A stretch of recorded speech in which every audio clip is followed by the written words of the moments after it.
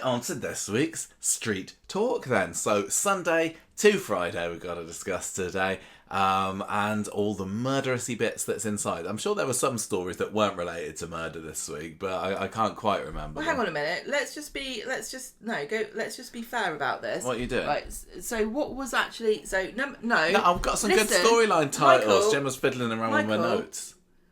We had Tim and Sally, which is got a murder. Yeah, we had Sarah Louise and that's Kit. got a murder. We got Cassie's left, and that was insinuated to be a murder. And then we had two other storylines that didn't have anything to do with the murder, but one of them was a suddenly appearing relative, and one of them is a fatal disease. Yeah, basically that was this week. Well, I might as well, now you've seen them. I was going to reveal these. No, it's fine. I'm not actually interested in what they are. I haven't read them. You just tell me what the thingies are. What the thingies? What the thingies are. Just tell the clickbait. Right, this little argument to start a podcast, everybody, is fine. About it. I don't... Look, if you want podcasts that aren't like that, just go and listen to Tim's History Greek Spartans podcast. I'm sure they're very civilised on that. Right, ready? Yeah. The Sun. Clickbait. Coronation Street fans in hysterics as they spot huge set blunder in show. Did you clock it? I don't know whether you heard about this. It's not the same thing as put the sign the wrong way round. No. There's been something else this week. I don't think the pair of us have discussed it. The set was the Metcalfe's house. There was some. It wasn't really even a set. Well, maybe. Well, they did film it from a different angle. Than normal. No, there's nothing to do with that. The hot tap gave out cold water. It's something to do with the stairs in the Metcalfe house. Can you imagine what that might be? Because I don't think you know about it. No, I don't know what you're talking about. Okay, literally, there was an episode the other... I can't remember whether it might have been Sundays, Mondays, Fridays, I don't remember. Tim climbs up the stairs, and then the scene carries on with his foot on the top step up there. Because very, very briefly, like 10 seconds or so, you get to see Tim's foot because there's nowhere for him to climb to. They probably could have digitally cut that. But that's why it happens when you get rid of your crew. Your crew? Well, they've got rid of some of the crew, haven't they? They've had to let some of them go. Why does that happen as a result of crew going? Well, because they've got people... Foot spotters. Well, there's continuity. I thought you were imagining, like, they get a crew of, like, to lower down ropes or something to hoist Joe Datine up from the steps. There's a massive man who stands at the top of the stairs and he just lifts you up like a baby. No, well, I love that. They don't have booms dropping into shot anymore, so we've got to take our kicks while we can get them. Not that I noticed this. We did have somebody message us and pointed out that this particular thing had happened. I would love it if they had downstairs sets and they just had the characters do the thing behind a sofa where they pretend to go down the stairs. They should do that. Yeah, I mean, the Rovers... If I go to the basement... The Rovers does... Maybe I'll take the elevator. The Rovers does have a basement, doesn't it? I think there's supposed to be, canonically, a hatch to the basement on the floor behind the bar. I know obviously there's the main entrance of it is in the, to the side by the toilet, but I'm sure at one point they've said that there was a hatch under the bar. Don't so tell them that. Maybe they can have that. So just going down to the bar so I am. And then, now I'm going to have to just slowly floating down. No, yeah, get Pauline McLean just bending down. Bet you Pauline McLean can do an excellent pretending to walk down the stairs. I bet she can. And then, but she can't quite go down there, so the scene just carries on with her head poking out the bottom. Just you can see her top of her, like a fringe. Yeah. Okay, next one we've got the Manchester Evening News. Coronation Street fans work out how Richie Parkinson's wife really died. It were Lucy. Yeah, the theories are out there. The fan theories are rampant that Richie is innocent and it was actually Lucy what killed her mum. What do you think about this? Yeah, I think Lucy's name should be Sadako because she is sad and she does look like a Japanese ghost. Don't you think? With her long hair. She likes to have her fringe round her, doesn't she? Not a fringe, her just her hair. Her hair is all wrapped round her face. A bit like Violet in The Incredibles. I kind of wish that I hadn't read that theory. I don't think I thought of it myself. But it's one of these theories that when you read it, you go, oh yeah. But then I don't want to get too far down that because you know what I can be like. I can go, well, they've bloody ruined it now. They've made it so obvious. I can't even read this out. Why did you make it so obvious, Corrie? And they're like, no. No, it's not happening. So this isn't going to be one of those that I do that with. I'm not going to have a Michael rant about it. But it's going to be very, very difficult.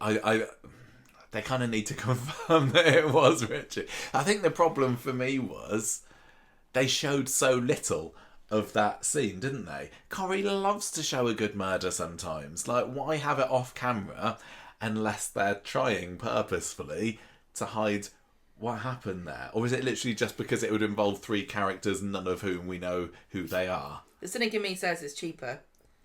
It's like they went to the trouble of having a location shoot for the Parkinson house, didn't they? Tim turning up there, walking through it, and then going, "Oh, what's gone on? What have you done here, Richie?"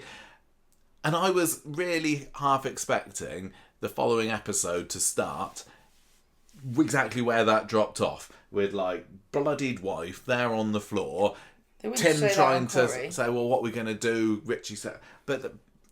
They've shown dead bodies on Coronation Street before, haven't they? And what happened to her? She just clonked round the head with the doorstop. I mean, it didn't have to be too graphic. I thought it was a bit of a missed opportunity, which leads me to suspect there was a reason why we didn't see the actual murder. But I don't know. We'll talk more about that when we get there. And as always with these theories that we talk about on the podcast, I do apologise to any listeners who I've completely ruined that for as well. We're all going to be in the same boat with this together, guys. Last clickbait of the week, Gemma, comes from The Mirror, who say Coronation Street favourite to return after almost 15 years as fans work out twist. Oh, now very you're gonna vague make me there, do isn't maths it? about 15 years. Who made their last appearance I don't know. in 2011? I don't think you're going to get this whatsoever. Are they actually a favourite?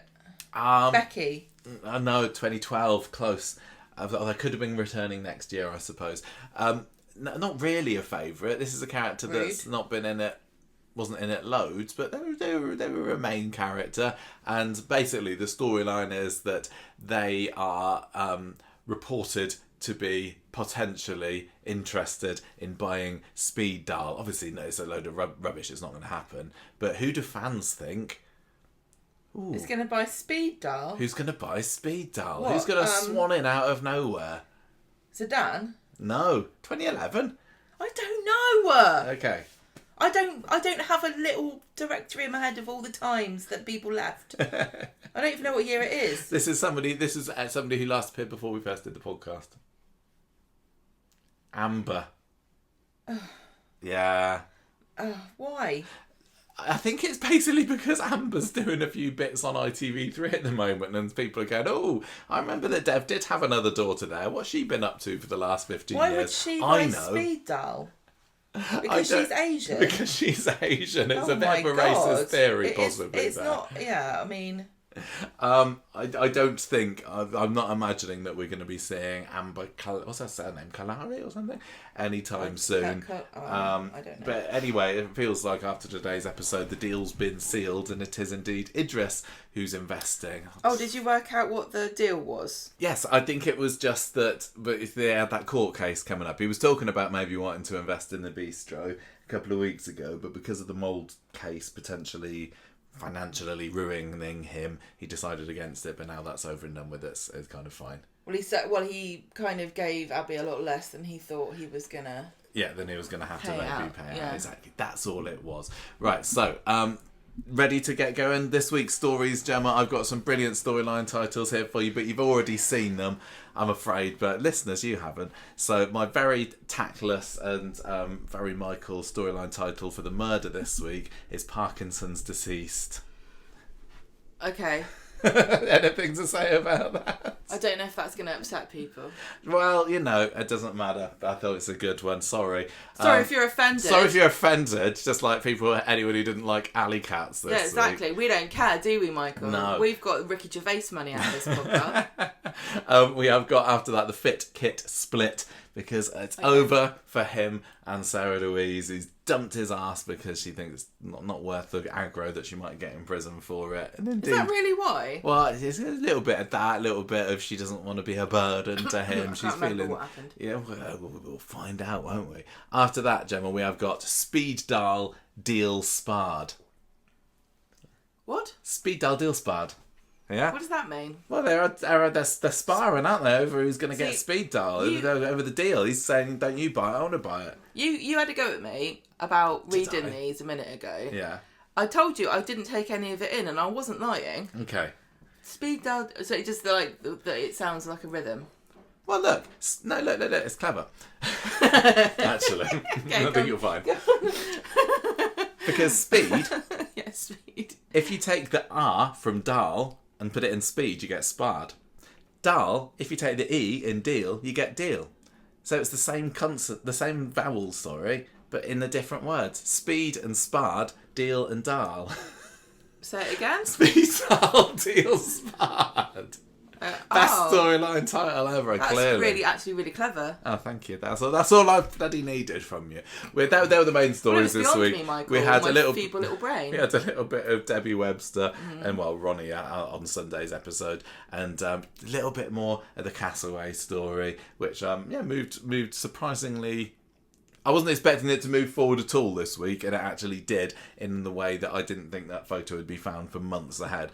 But I've got a really terrible pun in the spirit of yours. Oh, go on. For you, which is obscure and stupid. About what story? About if Cassie comes back, right, and she's not dead. Yeah. It's Cassareet. What? Cassareet, like Cassie's or reet, right? But Cassareet is a liquid from Ghana that you can use. It's a I can't remember. It's like a seasoning sauce. Really? It is, because we used it the other day when we were having our Caribbean dinner party. This is why I'm in charge of storyline titles, Gemma. It sounds like casserie, which everyone knows is an ingredient that you literally cannot buy in any shop. Stuff. I think we're just in the vein in the spirit of Corrie also not being that funny at the moment. We're just sinking to that level. Can you tell me if I was on the right level there? Is it about as bad? Is it or is it even worse? And if it is, then by worse, is it better? Yeah. Do I get the crown? Right, I'm going to take the Parkinson's disease storyline this week, Gemma, because I know you weren't a fan of necessarily everybody who's involved in this, but I am going to say I side with the viewers who are saying, why should we care about this? And I think as the week's gone on, we've been made to care a little bit more. But it really was just like hello, I'm Richie, I'm new, and I'm killing my wife. It's like no build up to it, was there? It was just we decided we want to have this murder happen, and we're going to give it the briefest, most cursory introductions to the character before we go full on. There's been another murder. It's like, we done a survey, and you love suddenly appearing relatives and you love murders. So what if one of the suddenly appearing relatives murders another one that you've never met? That's the That's funniest. Even more exciting. The funniest bit of all is how we have got no idea what Rachel, even looks like. No. I mean, it was a miracle that we actually got to see Lucy this week, apart from the fact that potentially she's going to be. Yeah. The whole story is to have her in the show. Yeah, it's almost like. I do wonder what the starting point of this was in the old storylining room. Like, was it? I told you, they found 2 bits of paper on the floor, and one of them was suddenly appearing relatives, and one of them was murder, and they went, is this part of this week? And someone went, well, it must be. I don't know whether they wanted to sort of expand the Metcalfe clan. I don't know whether they wanted to just give Sally and Tim another foster child to look after. I can't see how it would be sane in any way. I do apologise to anybody who might be involved in this decision for them to have started this off with, ooh, what about if we have a murder and there's a little bit of a bit of a mystery around who actually did it and what the circumstances were around it. Have we done that recently? I don't think, I don't understand why on earth they would think that now is the right time to introduce a murder storyline. We're literally they had a scene this week where, who was it, Kit and Tim were sitting on the bench in Victoria Gardens, and Tim was like, hey, nobody's talking about your Sarah being a murderer now they're talking about my cousin being a murderer, as if it was just like the most normal thing in the world to discuss. Yeah, it's like in the old days it would have been like, oh, tongues are wagging now because people think that we're having an affair.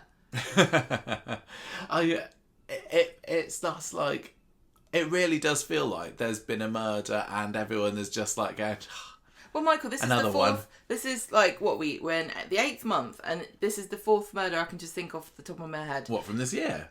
Who else has been bumped? Billy. Oh yeah. Theo. Yeah. Lucy. Yeah. Rachel and... Oh, who was the other one? Oh, no, maybe there's only 3. It's still far too many, isn't it? It's a little bit ridiculous. There not another one? I can't remember. There's probably one screaming out to us, but I don't remember quite at the moment. Yeah, honestly, it's a little. What's happened to Gronie, Shoney, and Moni? I think that's also the fact that we don't have the girls there. I think weren't they supposed to have gone off onto a summer camp or something like that? But it just feels Spain, like that. They? Oh yeah, they went to Spain for some Who reason. with? I don't remember. It's like they're desperately trying to explain why they can't be in these scenes. But why can't they be in the scenes? It's like everything that's been going on with the Platts, but we've not had Audrey in it, you know? It's like there should be a person there, so we've got to come up with some reason why they can't make it on screen. And yeah, there's probably an off-screen reason why the 2 girls couldn't be on the show at the moment. But it just makes it feel it doesn't feel right to me. Well, so Joni, I think, and this Lucy would be hilarious together in a scene because they're both so sour-faced, aren't they? Yeah, they just hate life. Yeah. But so the new character is played by Anya DeWin. I think she's actually very good. We've only had 2 days of her so far, and she's really good. I really rate her performance, and that helps because I was going into this week going, oh, another murder, another new character, another foster child, but the performance. What did you say her name was? Anya. I thought she did a really bang up job. She's actually great. But good scream. I'm going to point out that Savannah Pennington, who plays Shanice, Joni. They've been in it a year now. I'm not going to know which is like the same character, kind of, with less trauma. Yeah, well, they've got trauma in common. Like there was domestic abuse in the McCarless household. It's like they've gone, we need a moody girl teenager in that house, no matter what. I bet Sal's kicking herself that she didn't just leave it a little bit longer to do that don't strangle during sex talk. She's probably going to feel like the compulsion to do it to Lucy now, isn't she? Just like... What, strangle her? It's okay to strangle people if you're not doing it for a kink, I say. Yeah, if it's in self-defence. It's fun. It's actually funny, as we learned from Homer Simpson. I mean, we had Lily and Lucy have their head-to-head today, didn't we? Outside Victoria Gardens. But yeah, it feels like having Joni and Shanice there would make sense. But I guess it will happen at some point. They couldn't be there at the same time because there's no space. How many bedrooms do they have in that house? And listen, like, I'm not... none of this is real, right? But if this was real, then Joni and Shanice... It's better to just say both names. Gronie and Shoney would have had to have given up their bedroom so that Lucy could go in it. Yeah. Right? Assuming they've got 3 bedrooms and Brody's in one of them. Yeah. And Tim and Sally are in one, and then the girls share the other one. Yeah. So they're not there now. So they've probably put Lucy in that room. Now, those 2 girls have been had so much upheaval, and they've had trauma too, and then their personal space is being violated by somebody they don't know. That's really triggering and horrible for young kids. I know people do it to kids all the time, make them share rooms and give stuff up that their belongings and share them, but actually it's probably going to really upset those 2 when they come back. And who's the one that's responsible for Lucy darkening the doors of number 4? Oh, it's Tim. Right, is that where we're coming around to? Can I please ask everybody who likes Tim, what did you think of this behaviour this week? Because this is just typical Tim, isn't it?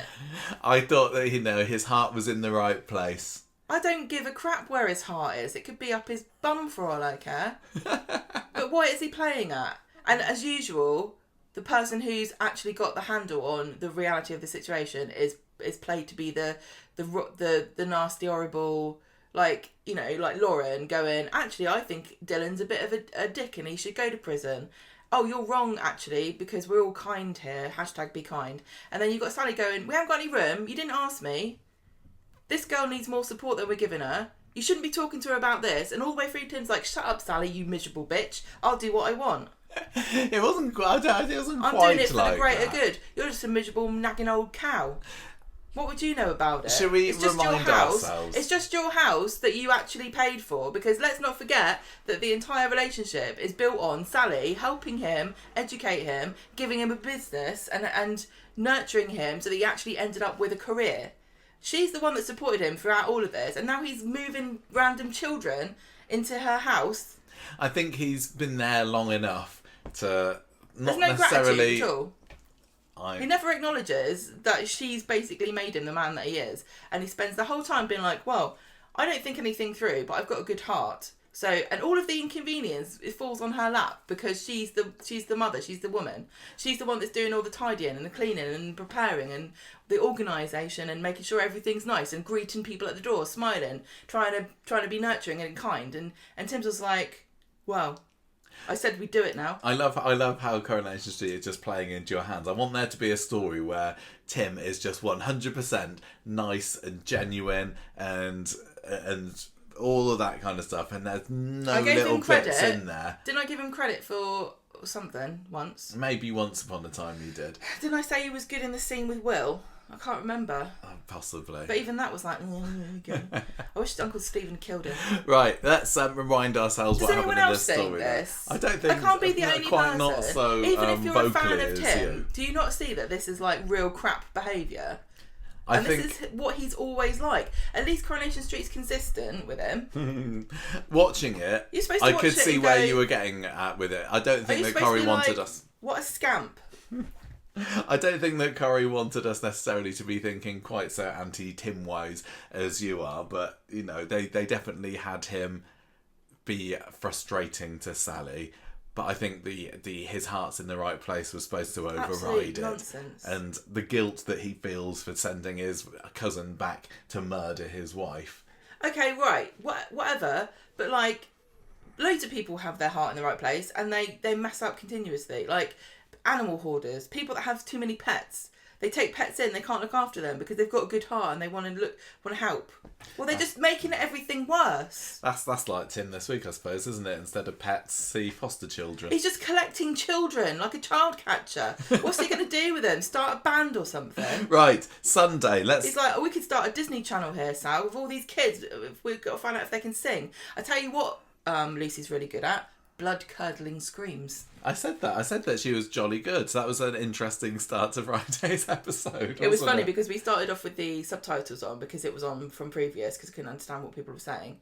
And it just opens, Coronation Street opens with blood-curdling scream over the front of like this, you know, the street that we've been watching for 65 years with all these lovely little people doing their little, you know, daily routines. Stuff. And then this is just absolutely the perfect summation of 2026 in Coronation Street. Blood-curdling scream. Yeah, And I also loved when Brody came down the stairs and went, oh, did I hear blood-curdling screaming coming from downstairs? I didn't bother to investigate because I thought there'd been another murder and I didn't want to get involved. You're right, Brody, keep out of it. Keep the hell You're out in enough of it, trouble Brody. as it is with Idris. The intro to today's episode was like, oh, what are they doing here then, wasn't it, when the credits finished? It's like, oh, they got the early morning filter on over the shots of the street. Oh, they're just kind of panning around and showing different... Oh, there we go, it's a scream. And can we just, like, again, give a 1 minute silence for the character assassination of Lisa Connor Swain, who lives next door and didn't care that there was blood-curdling screaming going on in the morning. What are you doing? What kind of scream is that? Is that a reaction scream to being murdered, or is that a reaction that she's a highly trained professional gemma? She recognises a nightmare scream from a murder scream. It's like that time when Betsy was screaming because she found a dead body and was that a fox? Oh yes, that's probably what I thought it was. It's a bloody fox again. I can imagine that, Carla and Lisa waking up in the middle of the night from that scream and then just say, oh, it's probably just foxes again. Which is like, that sounds like the sort of scream you make when you find a body, but Betsy's fine, so I'm not involved. They'll ring me if it's important. I'm not on duty today, I got my day off. Right, so the story's kicked off on Sunday, that's where we are picking up from. Richie's stayed the night on the sofa and Tim says, right, come along to Roy's for breakfast. So they have a nice little fry up there. I think this is the scene where they were talking about how Roy makes the best fry ups in the world or whatever. And then Richie heads off to confront his wife back at home. Then we have Abby coming into the cafe and finds Tim finishing off his breakfast. Sally's on the phone for him. She's at the airport. So I think this is when she was... Is this when she's been dropping off the kids in Spain, or did she go to Spain? I don't remember. But Sally's not been here at the moment, and that's why Richie's been able to crash on the sofa for so long. But, oh no, she's home 12 hours earlier than Tim thought that she was going to be back. So he has to rush home, tidy up just in time for Sally to walk in, and gives him brownie points for his tidy behaviour. Well, this is just typical, isn't it? What do you mean? Of totally reduced expectations. Is that like when you tell me a good... you went off to work yesterday and you said, Michael, do some tidying when I'm out. It. And I did it, yeah. But it's your house as well, you live here. I know, but Sally congratulating Tim on a good tidy was the same as you. So are you Sally? No, I'm saying, Tim? Why didn't he pick her up from the airport? He owns a taxi firm. Because he thought that the cleanliness of the house took precedent. I'd rather you pick me up and then tidied up while I have a rest on the sofa. Well... It's just awful. It's always funny. It's just incompetence that's dressed up as a funny quirk. Look, Tim brings Richie back home again later.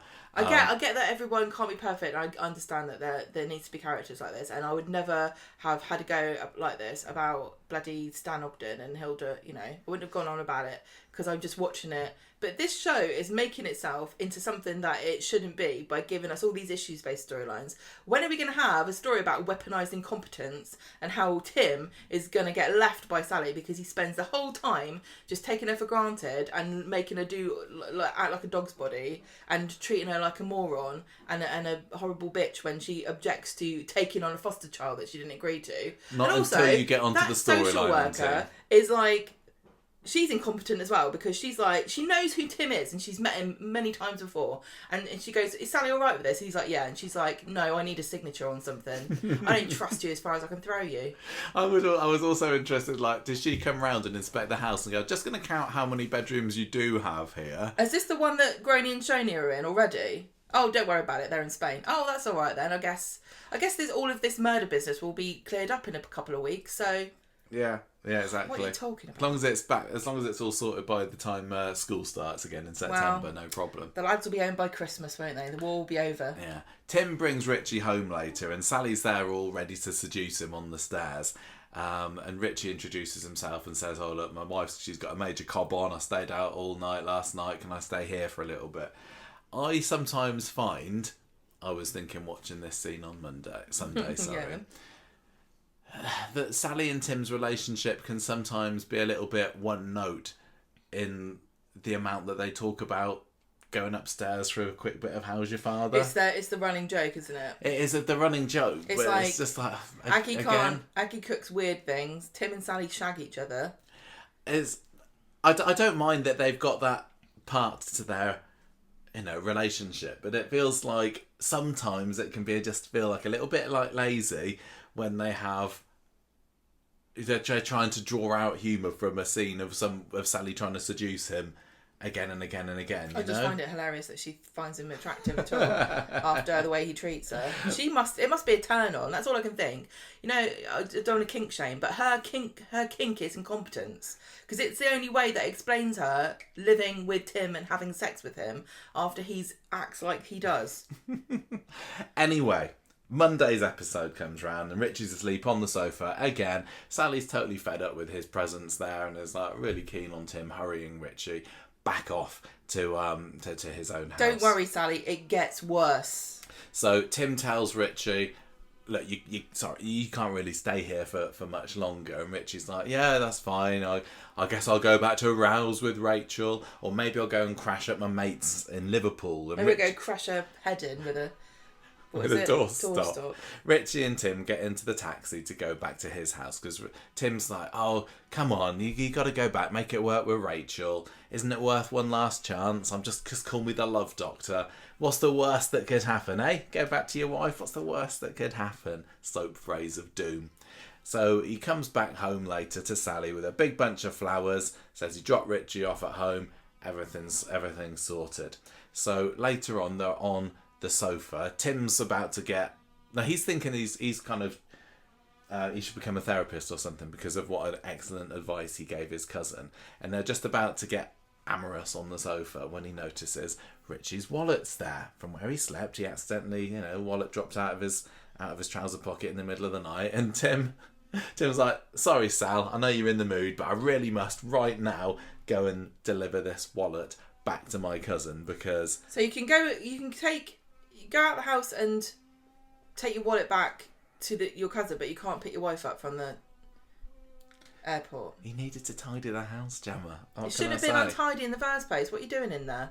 I don't know why he needed to... how often do people use their wallets these days? And my wallet's been sitting on the table in the lounge for months now, hasn't it? Yeah. Apple Pay is all I need. Got it on my phone. If Richie... Look, Tim spent the whole week making everything about himself, saying, oh, it's my fault, it's my fault. But actually, it is Richie's fault for not setting up Apple Pay or whatever the Android equivalent is on his phone. Yes, exactly right. So Tim pulls up at Richie's house, and fact fans, this was just down the road. In fact, I think it was in the same road from the place that they filmed Cassie's final scene last week, wasn't it?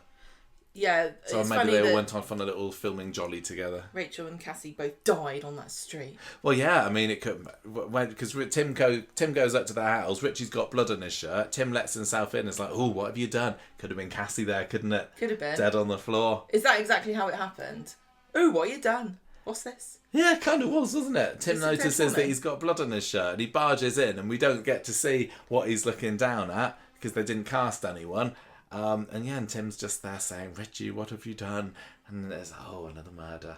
Just another one. See, I said to you that this week felt even more like we're watching a television show, and it's like one of those Murder of the Week detective shows. We have some main characters, but like Midsummer Murders or like Hetty Wainthropp, where you have a new cast of like characters every week who have a murder done, and then our main characters are kind of like involved in creating the skeleton of the story that the other ones hang off, right? This is what it was like. It's like Tim and Sally. It's the Tim and Sally show, guest starring Richie and his sad daughter. Yeah. It's like occasionally guest star of the week. Steve. Why are we doing it like this? Yeah. So next day, Tuesday, Tim and Sally are at home. Tim's traumatised after finding this woman with her head stoved in. And also they say, oh, poor Lucy, the daughter, because she was there. She saw it happen, apparently. Lisa comes to the door and tells them that Richie has been charged with murder. He's saying it was self-defence. He's saying it's self-defence, though. Yeah. But he did the right thing. He didn't hide the weapon and call his friend up who came to... Yeah, Sarah exactly. Louise is like, okay, can I write this down? Right, so number one... Next time you murder someone and you want to claim self-defence, how do you do it? Can you just, take some notes off you there, Richie? I mean, considering that Lucy saying that she saw it happen and it happened the way Richie said, I don't understand. Like, where was... This is the other thing. Tim barges in and sees the body on the floor. Where was Lucy? Lucy was there. Lucy would have been in that room. Yeah, but they didn't want to pay the actress for the extra day of filming. You would have thought you would have gone, what have you done and who is this? Possibly. Well, maybe she was hiding behind the sofa or something, I don't know. Maybe she was standing really still and he just thought it was a very hairy plant. Tim says, well, to be honest, Lisa, Richie told me that he was thinking of leaving Rachel. He was scared of her and they weren't very happy. They used to do a podcast together and she used to get quite angry and have different opinions to him, and he's like, it's pretty terrifying. Imagine. just imagine that. Imagine a woman with opinions. Oh my gosh. Don't let her live. So poor Tim is traumatised. Poor Tim, Gemma, poor Tim. And it doesn't help when people like Tracy are gossiping about it in the pub later, saying, oh, that Metcalf gene. Tell you what, first there's Jeff, now there's Richie. Must be something about them. And... If only she knew what Amy's been up to, because she's got a crazy gene as well. I know. Preying on men. I'm going to give Tracy some credit here, actually, because when she turns round and sees that Tim's there, she does actually try and give a genuine apology. Like, I would have said that the Tracy of old might have said, well... It's true, isn't it, Tim? I didn't like that. But she was like, no, Tim, I really am sorry. I did. I quite liked seeing a little human side to her there. I didn't. No, I didn't like it because it didn't feel in character for her. I'd rather she was just a bitch. Just go, well, sorry, Tim, but how many people is your family going to kill? I'm sure that was it this week that they mentioned Tracy's also got blood on her hand. Charlie Stubbs' blood on her hand. I can't remember. Well, she can talk. It's like, I'm allowed to say what I like about murderers because I'm one. What are you going to do about it? I'll murder you next. You wish, Gemma.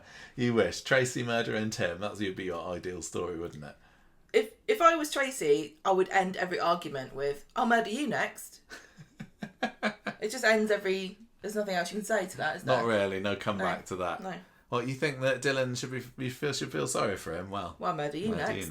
Yeah. Tim ends up chatting with Kit on the bench, and this is when he's talking about, I got a murder storyline going on as well. So Sarah didn't need to worry about people gossiping about her. She's old news. And Kit says, look, you just got to tune out of it, all right, Tim? But that's not true, though, because nobody seems to know what's happened. Because Jodie and Lily didn't know. This is true. Lucy's like, don't tell everyone my business. Yeah, or phone up the Weatherfield Gazette and tell them that as well. What do you mean? Tim's back at home with Steve later, and he says, look, Steve says, look, just because I didn't take to Richie, it doesn't mean I think he'd bump his wife off, but you never know, eh? And they have this manly hug, because it's all a case of, did he do it, or was it self-defense? I mean, I suppose in some ways it adds to the mystery in a bit of an intriguing way because we didn't see it, and it leaves it open for interpretation or discussion or whatever. It's just, again, a shame. I'm totally on Lucy's, Rachel's side. I know. I am. I'm like... Oh, what, on Rachel's side?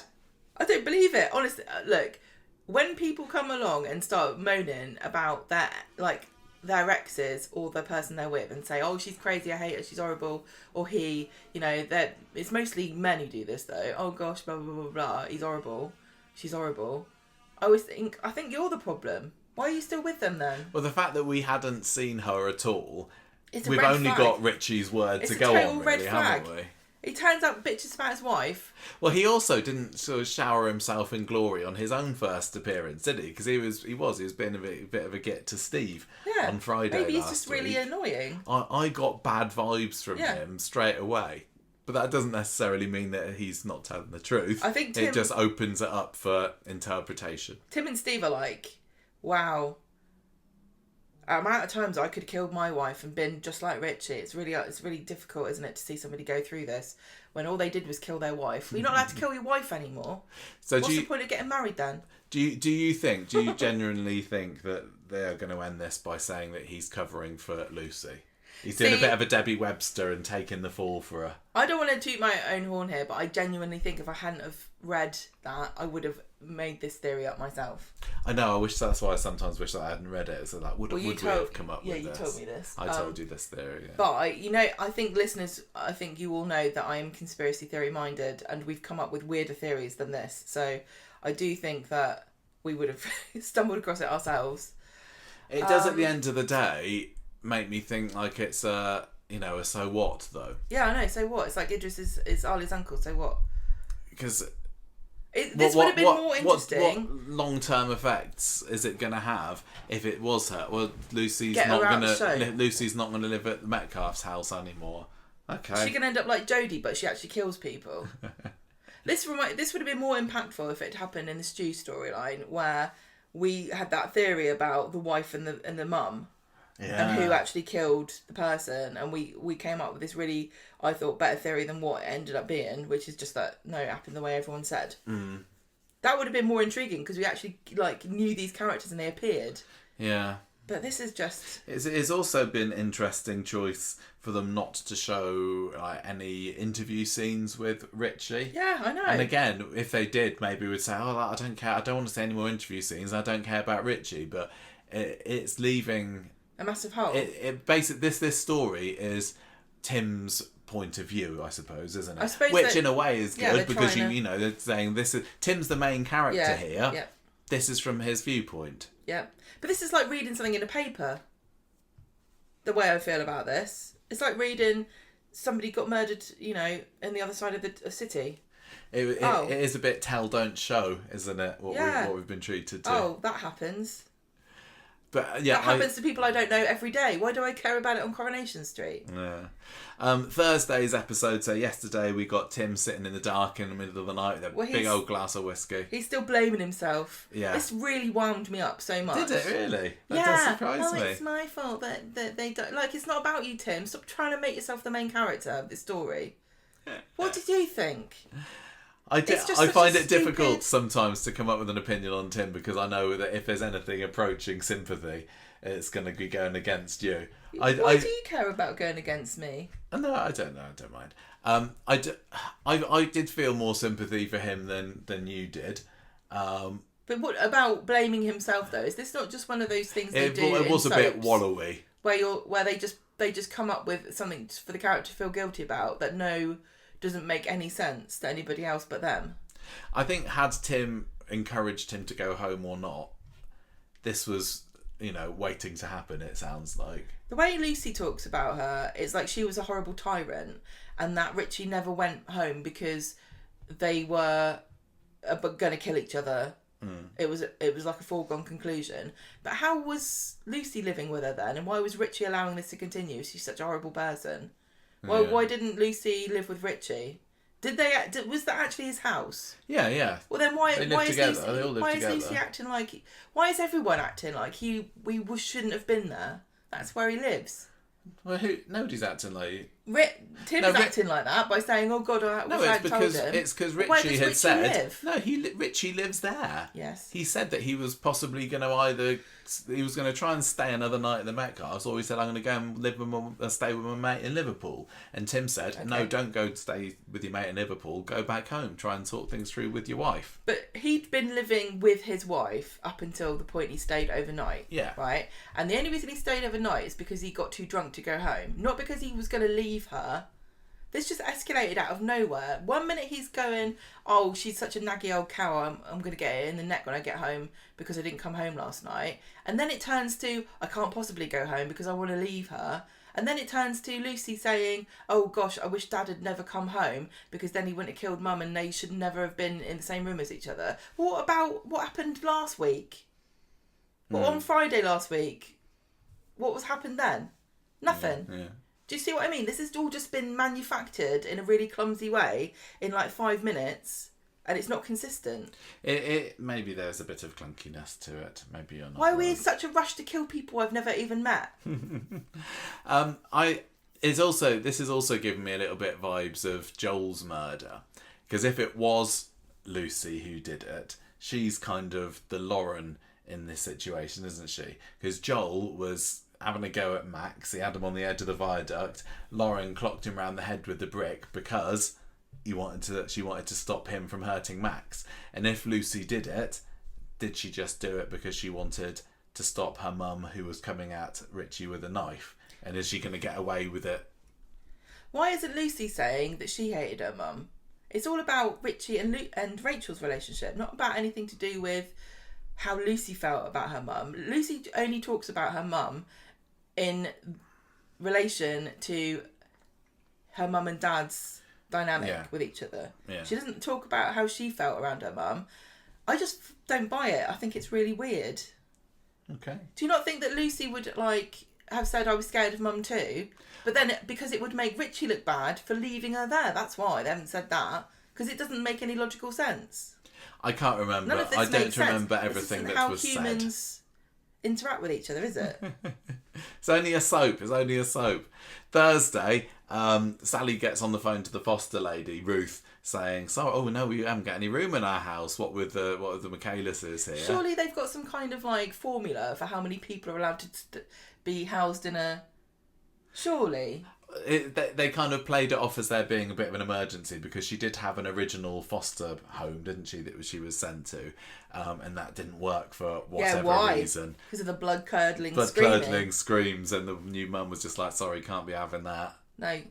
Can't be having that. The copper that lives next door came round. Thought someone had been killed. Yeah, that good copper that lives next door. Apparently, so as I say, Lucy's placement fell through. Tim's still worried about what's going on with Richie. And maybe him getting in touch with me last week was a cry for help. That's why he booked a streetcar's taxi, and now look what's happened. You think very highly of yourself, Tim. No one knows who you are. No. Tim is able to come to the decision that maybe Lucy living with them would be a good idea, because he has a lovely little chat with Nina. He's also thinking of getting a job in Whitby at an art gallery apparently this week. That when she was orphaned, Roy was there as her guardian angel, and Tim was like, I want to be more Roy. I'm going to be Roy. When Nina says you can come and live with me. When Nina says she's getting a job in an art gallery in Whitby, does she mean an actual art gallery in Whitby, or does she mean like a tat shop that sells laminated posters of Tim Burton characters? Could be that. Wait and see. Anyway, Sally comes home later, finds Tim with Ruth. Turns out he's agreed to take Lucy on, and Sally is not very happy with it, but she can't really get too far into her unhappiness, because who's that pulling up on the driveway? It's Lucy. Not driveway. Cobbles. They ain't got a drive. And Sally has to put on this fake smile as Lucy arrives. Because she's not taking it out on Lucy. She's being really good about this. She's being very accommodating, isn't she? She's being fantastic. Yes. She doesn't get any credit for the way she has to smooth over all of the cracks that Tim creates in their life. Well, you're giving it her, Gemma. Well, I am. I acknowledge you, Sally. Everyone makes fun of her all the time for being an uptight, stupid woman. She's just trying to do what's best for her family. You'd be uptight too if your husband kept going, oh, look, I found a donkey, let's put it in the garden. I found a horse and made him... Oh my God, I'm not even going to get into it. You know what I mean? That was a joke, but actually he did adopt a horse. Oh, was it? I thought it was Sally that did the horse. Oh, maybe it was her. I think well, good for you, Sally. She should be allowed a horse. So inconsistent. Didn't he end up? I can't remember. I don't remember either. It's too long ago. Right. So Lucy's got a grey hoodie up later, and if that doesn't mark her as a villain, I don't know what does. Yeah. That fashion choice: grey hoodie in Corrie, murderer. Yep. So anyway, she doesn't want to engage with Sally whatsoever, so she drops off upstairs. There's a lot of that this week. And Ruth says to Sally, look, you're a skilled fosterer. I've got every faith in you. You're going to be able to find a room for her to sleep in, I'm sure. It's very skillful of you to, ignore the rules of physics. Yeah, exactly. Maybe they can just, drain the hot tub and turn that into... Put a little bit of cardboard on the top. There you go, it's a house. Exactly. You can live in the summer house, you can live in the conservatory. As Ruth leaves, Lucy's having a little cry at the top of the stairs. It's probably because she went up there and found that there was no set up there. Yeah. She's like, I've been told to walk upstairs. I'm supposed to hang off the lights. Later on, Sally discovers, though, that Lucy's done a bunk. And we get a nice little scene at the bus stop with Glenda. Good old Glenda. I haven't seen a whole lot of her much recently, have we? But she's been there doing her little Big Shot summer camp thing. And she's walking back to the Rovers, sees that Lucy's looking a bit down, sticks her nose in a little bit and says, how's it going on? Long enough so that when that she kind of keeps her there for Sally to come round the corner and say, oh, look, come back home. We want to take care of you. We want to make you feel safe. And so she goes back there and it's all lovely and they have some delicious tomato soup. Well, Lucy doesn't want to eat it. And then Tim says, well, I'll eat it then. And just takes her food off her. Yes. Waste not, want not. You couldn't leave it for her to have later. You couldn't say, take it upstairs and eat it, could you? No, you eat it yourself. They're talking about her. She says she wants to go and meet her dad in the prison, doesn't she? Which didn't happen today's episode, so maybe that's something next week. But you can tell that you kind of get the impression of her that she's quite a volatile character who will do blood-curdling screams, maybe act a little bit impulsively out of nowhere because she's saying, I want to go and see my dad. Sally's like, oh, I don't know whether that's a good idea, you know. No, she you did murder your mum and everything. That's not going to happen, which I don't think is her place to say. No, I don't think it is as well. But yeah, Lucy just goes right up to 100, doesn't she? She's like, we'll go. You can't stop me. You don't know anything about me. Off she goes. I'm visiting my dad, whether you like it or not. Up to her room. And that kind of, the fact that they're portraying her as somebody who does snap, does lean into the theory that maybe she did do a bit of bumping off of herself. And violent too with Lily. Yeah, exactly. The pieces are certainly very easy to put together. One thing I want to say is, again, to all credit to Anya Dewin, who is really good in this role. She is really compelling to watch. She feels completely natural in this role. I don't know how much screaming she does in her spare time, but she must have done loads of it, and I'm glad that she's getting paid for it now, because she's really good, isn't she? She's very, very good. I do wonder whether she's going to stay on the show or whether she's just in for this story. Is she being a bit of a Millie Silverton type character that we'll only see for a small amount? She's not like.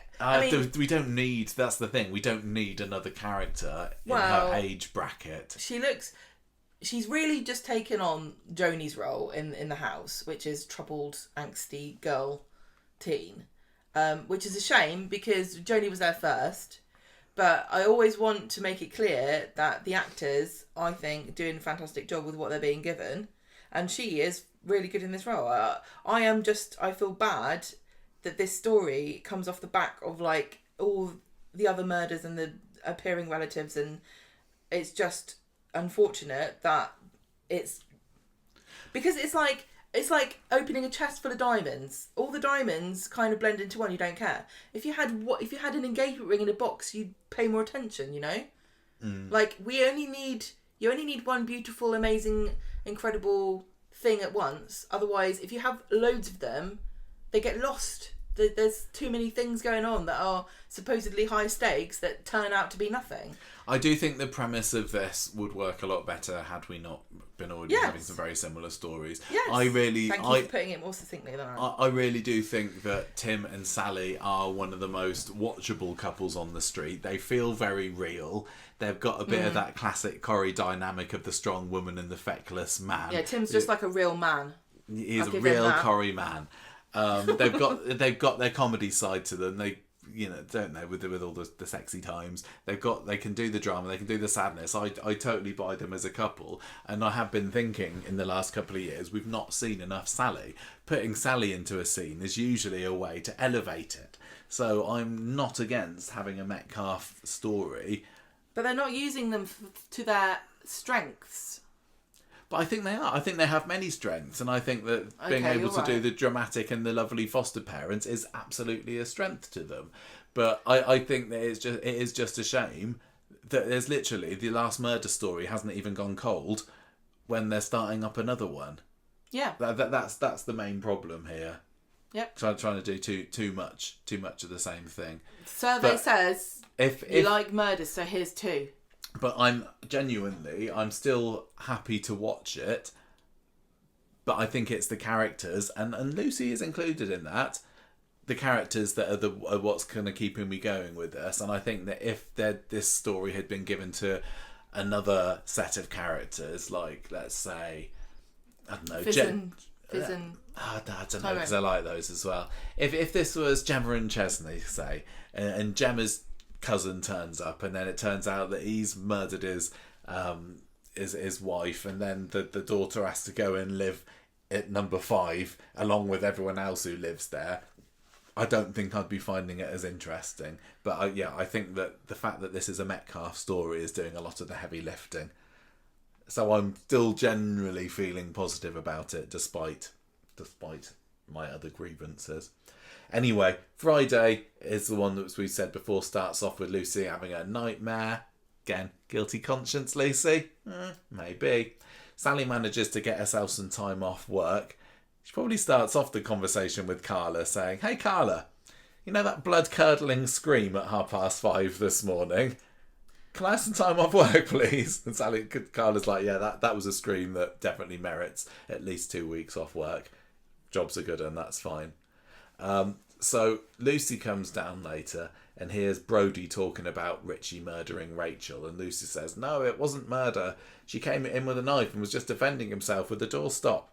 As you might say, it wasn't murder if it was indeed you who did the doorstop swinging. Right, so this is, let's just say that the conspiracy is true. Yeah. And it was Lucy that killed Rachel. Which was quite funny for us because we were watching this episode on Monday with our friend Rachel. And Rachel went, "Oh, she's called Rachel." And we went, "No, I think she's called Lucy." And she's like, "No, I'm sure she's called Rachel." I'd seen the name Lucy written down in conjunction with this story before watching Monday's episode. And even maybe last week's podcast. And I might have actually referred to her as Lucy last week, because I knew there was a Lucy in there.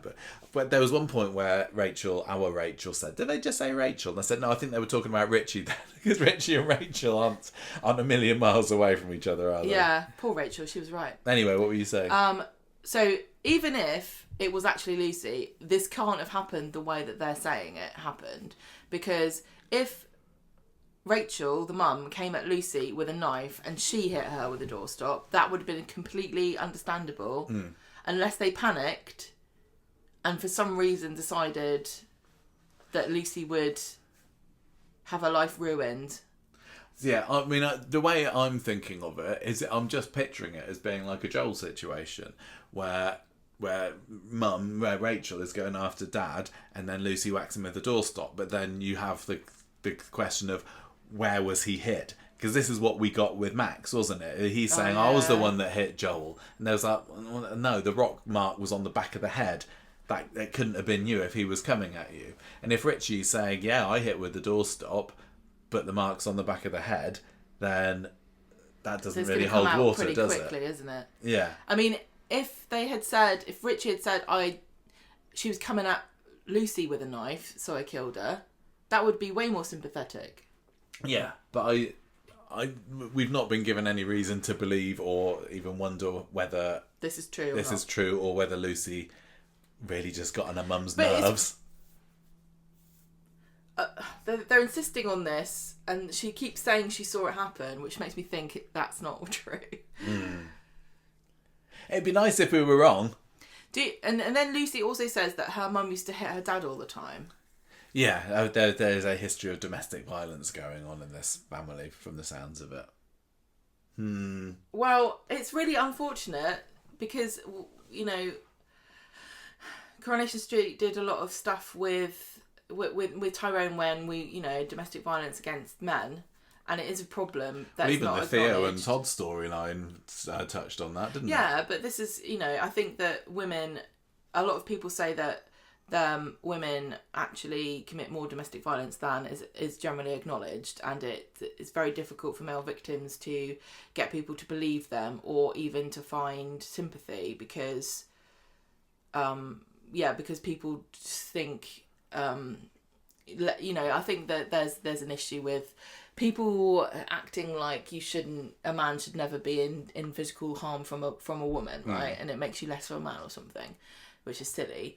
But if it does turn out that this is all a big lie and that Rachel was actually really nice and didn't do anything wrong and these two are just psychos, then that'd be a weird thing to do. Then we will never know for sure what Rachel was like, because the character is not going to be alive on screen. And people can say, she was lovely, but we haven't seen that, so we've really got to just take Richie's word for it. But why would you manufacture this whole story? It doesn't make any sense. Like, you wouldn't... Why do these two characters, if this is the conspiracy is true, why do these two characters hate this mother so much that they've lied about her? Yeah, I don't think that that's true. I think that... So you think that she I think Rachel was definitely... Yeah. Richie? Yeah. Okay, and Richie wouldn't have said that, really, because he's only just rekindled his relationship with Tim, and also when he was with all the lads, it's easier to just say, oh, my wife's a massive bitch, than it is to go, I know I've met you before, but I'm going to tell you something deeply personal that is a real taboo thing for a man to admit. Yeah, exactly. If he turns up wearing a purple hoodie like Tyrone, that's the clue, isn't it? Yeah. That's how you know. So she's saying that Rachel used to hit Richie all the time, and then she says he snapped, but actually it wasn't that he snapped. It was that the original story... I don't think she said he snapped. I think that was my words. That Rachel was going to stab Richie. Yeah. She came at him. So anyway... This is what happens when you stay out all night, lads. This is why you should come home and not leave your wallet at someone else's house. Maybe she went to buy something. She's like, where's your wallet? Lucy ends up... running away from Sally later and turns up at Victoria Gardens, doesn't she, where Lily walks in and is like, what are you doing? Tries to talk to her. Lucy's doing her best Violet from The Incredibles act and not wanting to talk with her. Lily's like, oh, you freak, you weirdo, you sit there and don't talk to me then, which really rattles Jodie's cage, who springs up. Sorry, not Jodie, Lucy's cage, springs up, as a bit of a Barney with Lily, kind of grabs hold of her again, leaning into the impulsively violent kind of tendencies that may have seen the end of her mum. But luckily for them, both Sally and Jodie just so happen to be walking past. They see them having a scrap, pull each other apart, and Jodie ends up with these massive scratches down her arm, doesn't she? I think Sally needs to get that girl an emery board. Oh yeah, that's like, seriously. Yeah.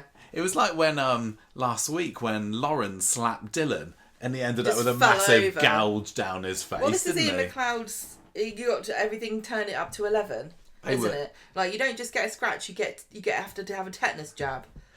I do wonder, like, is anything going to come from that scratch? But I don't know what possibly could. It didn't Rabies. seem. Yeah.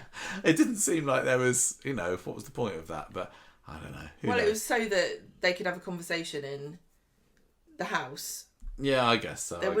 She wouldn't have taken them back and had a conversation with them. Yeah, well, I think it's probably to set Jodie up as an enemy of Lucy. I think Jodie's not going to let this go.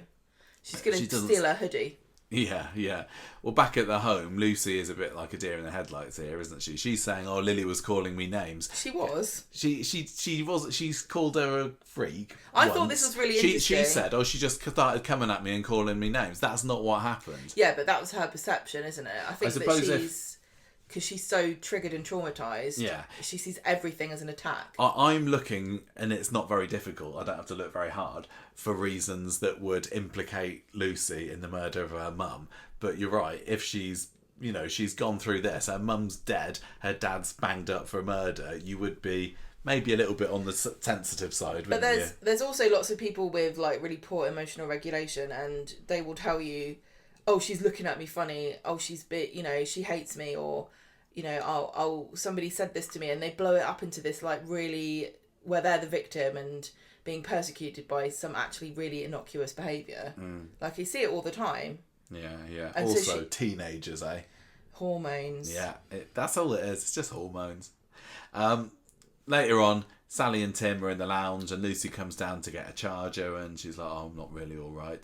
She says, "Sally didn't have the right to tell everyone else about my mum's death. How dare you bring that up with Jodie and that?" Yeah, because Sally says to Jodie and Lily, "Look, her mum died in traumatic or tragic circumstances." Yeah. And Jodie's like, "Oh, sorry about that. What happened?" And then Sally goes, "None of your business." I was like, "Oh, I'm sorry. Don't tease me with Tell me half the story and then act like I'm unreasonable for asking a follow-up question. Get Ben." Basically, what comes out of that scene is Tim not telling Lucy the full extent of what happened between him and Richie before he went home. Well, no, hang on. Because Tim says, "I had no idea that Richie was going through this with your mum." This was even more clunky than what you've just said. He's there going, "Why would father come to house? Why would father come home? Father and mother hate one another. Maybe someone told him to come home. I can't imagine why, because father and mother in the same house would kill each other." And Tim goes, "Tim not say that. Tim would never say go home. Tim innocent victim." and then they have an argument, Sally and Tim, about it. Well, it's not an argument. Sally's just saying, like, why did you lie? She's going to be even more upset when she finds out what's really happened. Cliffhanger. That's so just stupid, isn't it? Well, that's where we're up to with this story. As I say, I kind of enjoyed it. It's the continual insistence that it's Tim's fault that Richie went home and killed his wife because he said, "Why don't you go home and have another crack at it?" Richie is a grown man with enough autonomy and knowledge of the situation, and he understands that Tim doesn't know the full extent of what's happened. He's not an automaton or an AI agent who goes, "Oh, I've been programmed with instructions to return to my house and try and make out with my wife. Oh, this is going wrong. Oh yeah, I remember now. She's a psychopath and wants to kill me. Oh, this was a mistake." But it really is Tim's fault for telling me to do it. Yeah, I mean, I think what are you talking about? I think if you are in a situation like this, then you're naturally lots of people will blame themselves or look for reasons to blame themselves. But this is 100% not Tim's fault, is it? I think he was just trying to be, the love doctor there between the Parkinsons. What winds me up about it is not that you would blame yourself, because I do think that's completely natural, and we all do things like that where, you get into a car accident and you're like, why did I go out the house to get milk? Why didn't I go later? Why didn't I, but that's not realistic, and you really know that it's not right, but they're treating it like it is actually correct, and he's done something wrong. Like, where's the acknowledgement that this is kind of like a clearly emotional reaction? I think that Sally is. She's the only sensible one. But there's nobody else particularly for him to confide. Steve a little bit. Didn't they have that scene in the cab office with Steve when they were talking about a game of I Don't Spy? I don't spy a plot that makes sense. Well, this was our A plot for the week, Gemma. Well, I don't know. Maybe the Sarah Louise plot was, but this was the new plot, and I do like it when they start new storylines as well. So. Well, everybody did a really good job. As much as I hate him, obviously do not have anything against Joe. Everyone's fine. It's all great. I just think that the story would have been better without being placed amongst people appearing out of nowhere who are related to everybody and loads of other murders. It's just a combination. It's just like Corrie's got 5 bits of paper somewhere, and one of them's got suddenly appearing relatives, one of them's got murder, one of them's got business issues, one of them's got arrested, and one of them's got hospital. And they just keep taking them out and mixing them together until they've had every single combination of the two things. It's like the cast is big enough that there must be able to be enough stories that could be generated by the characters we've already got. It doesn't have to be a what if we bring in so-and-so who, And no one's ever wondered about Tim's cousin. Yeah, because I don't care. And the thing is, I don't want to go into any spoiler territory with specifics. We do know that next week there is going to be another suddenly appearing relative turning up on the street. Oh, what? Gemma's giving me a blank stare. She does know, but she doesn't know she knows, so we'll catch you up on that later. Oh. So there's going to be more that's going to happen. Oh, good. Are they going to go into hospital? Well, I'm not going to say anything. Right. Fit, Kit, split, Gemma. Or are they going to get arrested for being ill? You wait and see. I'll say no more. Okay, right. So, again, another weird situation here where at the end of the week, Kit ends up living with his ex-girlfriend's children, looking after them, even though she's split up with him, but now he's made himself homeless by moving in with a psychopath. I've actually really appreciated Kit this week, and I think I said this. I think I might have said similar last week, that this story is doing a lot of work for making me like Kit more. Now, I'm not one of these people who get a grudge against a character and just don't let it drop, 10 years plus after it first emerged and look for any excuse to have a go at them. Mm-hmm. I will admit that sometimes a character that I didn't used to like might do things that I go, yeah, fair play to them. And I'm going to say this week that Kit is doing a good job of trying to hold things together. I mean, Bethany doesn't need him. But for Harry, I think he's doing a good job. I don't hold a grudge against characters. I hold a grudge against the way the show treats them. When somebody does something clearly wrong and they don't get even acknowledge that what they did was a complete arsehole move, and everyone goes, wow, amazing, love them. That's what winds me up. Look, characters do really stupid stuff all the time, right? But when the show acknowledges that is dumb, you can let it go, can't you? I feel like I'm being mischaracterised here. I don't hold grudges against people that do something wrong. I just hold grudges against people that do something wrong, don't acknowledge it, and never get punished. Yeah, okay, well, I really think that that's something that really triggers me, because that's how I feel about Dylan. Like, I have this really strong sense of justice, and if people don't get punished, what annoys me, especially this is fiction. What sort of punishment are you wanting for Tim, whose crime this week was inviting his homeless niece to come in, or whatever? Punishment, acknowledgement, making amends. Like, at least one of those. I think he should have apologised to Sally and make amends for what he's done. Right. Give him sorry, chance, Sally, Gemma. I know I've been a massive selfish arsehole here and steamrolled it over you. What can I do to make it better? And she said something like, maybe you should clean up once. Sometimes us men just need a little bit of thinking time to know what a suitable, payback is for the stupid things that we've done. Gemma, let's talk about the Sarah Louise story, because we were in the middle of a very exciting drama last week, weren't we, with Gary versus Kit. Which kind of unfortunately dropped off a little bit. We didn't see a whole lot of the... this is, again, Corrie in a nutshell. It's like plan. They set up this really amazing deadline and, oh gosh, and tension. And then the next episode, it's like everyone's forgotten it even happened. Well, the last week ended with Gary going into the police station, doesn't it? Does it? Or was it? I can't remember. You're the one that writes the notes. Oh no, it's not. Oh no, it's on Sunday's episode. That's when he goes to the police station. Okay, so we're building up to this. Gary was given the deadline, wasn't he? He was saying you've either got to go and hand yourself in, or I'm going to dob you in, and it's going to be a heck of a lot worse for you. And Sunday's episode is kind of... Is that picking up from that, or all the weeks blend into one? Honestly, go on. Remind us what's there. You know what happened. Sunday. Maria's saying to Gary, you got to think of a plan to get us out of this mess, which is what I say to you a lot of the time. And meanwhile, Bethany's off to the prison to go to see Sarah, and Kit's like, do not mention anything about all this Gary stuff, okay? And then Maria comes striding over and has a go at both of them and says to Kit, I'm going to make you pay, which is interesting. Will that come of anything? Or are they going to have an affair? Could do. I mean... He's surprised. A free agent now, and things are a bit ropey between Maria and Gary. I'm surprised that because these two characters rarely speak to each other, there are loads of headlines of like, viewers rumble who Kit will sleep with next. And it's not Bethany. It's not Bethany.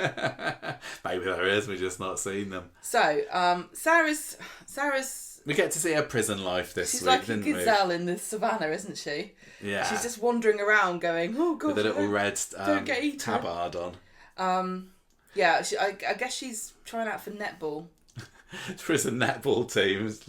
How would you know who's in the prison netball team? Very true. That's probably banned from playing it for just that reason. Sometimes they put characters in prison and we just don't see them apart from the visiting scenes. No, they don't. Occasionally, and this time that was the good old days. No, it definitely is. We're getting a good use out of our prison set. I don't mention the fact that we already had it this year with Debbie and Summer. But and Sarah's in prison, and hey, guess what? Maybe there'll be a prison bully in there. I couldn't care less about this. No, I couldn't. This is the same story. I know. It really is. And I don't even know if this is the same woman. Who should Sarah trust? Yeah, was this the person that was having a go at Lou and Debbie in there a couple of months? Oh, I don't know. So they all blend into one, don't they? Is this Casey at the beginning of the week? Possibly. We don't remember. They're like, oh, stick with me. And then she gives her a sinister look. But Sarah doesn't see because Sarah's just oblivious. I think that was maybe Sarah. I think that was maybe Casey. And then the next time you see Sarah, she's got a beat up face. And she's chatting to Bethany. And Bethany's like, oh no, you need to report her. And Sarah's like, prison rules. Don't be a grass. Like, she knows. It's just part of the welcome process at prison at Weatherfield, isn't it? You got to have your prison bully. You got to get beaten up. What you're supposed to do, and I know this because I'm an expert on prisons, you go in there and you find the biggest woman, the scariest looking woman, and you punch her right in the face, and then they'll all respect you. Yeah, exactly. That's how you do it. It's too late now, Sarah. Sarah should have just started with violence. Yeah. So Bethany, she just shouldn't have killed Theo, should she? She wouldn't have to be going through this if she didn't kill Theo. She didn't need to kill him. Theo's like, "Oh, you offended," and she was like, "Yeah, I am." Whack. So Bethany tells Sarah what's going on with Gary, despite being told not to. Terrible. And Sarah's really gutted about this and says, "Oh, this needs to stop, right? This needs to end. I can't." Yeah, she does. It's because she is, fair play to her, only blaming herself for what happened, and Gary did just help her. She blames herself for dragging Gary into it. It is her fault. And she is making up for it. Yes. She's having some kind of consequence for what she did. Yeah, it only happens to the women. Whether it goes to trial, we'll be singing a different story. I don't know. Well, so, meanwhile, Gary goes to see Adam and says, "Oh, I need a lawyer." And he tells Adam everything. And Adam's like, "Right, well, you can either hand yourself in and play dumb about this weapon that you've hidden, but you can admit that you stopped Sarah contacting the police, or you can call Kit's bluff and wait it out. But if the police find the weapon, you could end up going to prison for anywhere from 4 months to 4 years." Yeah. And that's a very weird number, isn't it? It's like, who knows? It's some measure of 4, but we haven't worked out what. But Sarah's definitely could go down the self-defence route if you hand yourself in. And so it also might be helpful for Maria. She might have some wiggle room with that. And he said, what back hit? And Adam says, actually, in this country, even if you get evidence illegally, it can still be used if it's relevant. Okay. Well, I think that's right, though. I don't know, maybe. I don't agree with it, but the amount of things I've heard in America where it's like, oh, we didn't fill out a form, or we got this and we shouldn't have had it, and the whole case gets thrown out and someone clearly murdered somebody, but because they didn't do some kind of... Yeah.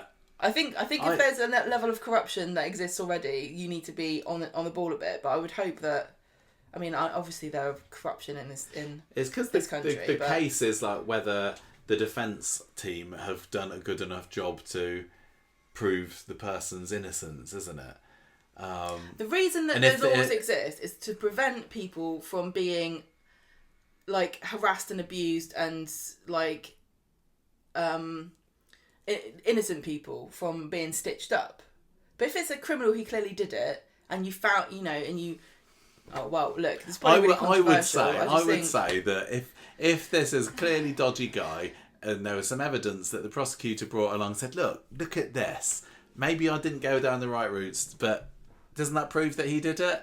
Surely it's better for society that the murderer gets sent down rather than let free to possibly murder again. The fairest thing would be that what happens is the evidence is used because it clearly proves that they did something wrong, but the person who got the evidence illegally gets in loads and loads of trouble. Yeah. Isn't that the fair way to work it out? And then they won't do it again.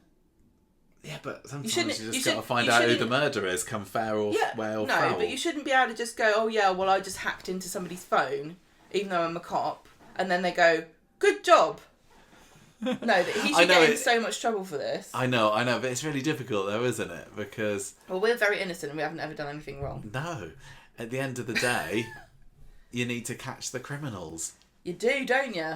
Because Sarah will kill again if she gets away with this. She might do. Yeah, she will. It's Coronation Street. Yeah. She'll probably do it next week. There's not a 0% chance of that happening. Right, so Gary's like, huh... So, Sarah's decided that all this is getting too much for her, so she and Kit have this really heavily coded message on the phone where they are talking about something. They're saying, because what the actual call is about, are you going to... You're doing something to try to get me out of prison, don't do it. So she's like, I found out that you're planning a present for me and Harry. Please don't do that. I think I'd rather you didn't. And he's like, well, I want to. And she's like, but I'm asking you not to. You must respect my decision. And he's like, but it's a really awesome truck that makes a cool noise. And she's like, well, even so. I think that that was probably a bit of a risk for him, like literally using a police station phone to make this call. Like, it's not like nobody could work out this code, is it? And Lisa was there, wasn't she? She's like, what are you talking about? Going, oh yeah, whatever. My character's already been dragged through the mud. Why don't you just make me look like an idiot as well? Yeah. As deaf. Yeah, and he's like, oh yeah, we're just having a domestic We're just agreement. talking about presently, so weren't you listening? So Kit's really mad because it's been like Sarah breaks up with him. Is this when that happens? No, not yet. Well, he's mad. He comes back to the flat and he goes to Bethany. You told her, and I specifically said not to.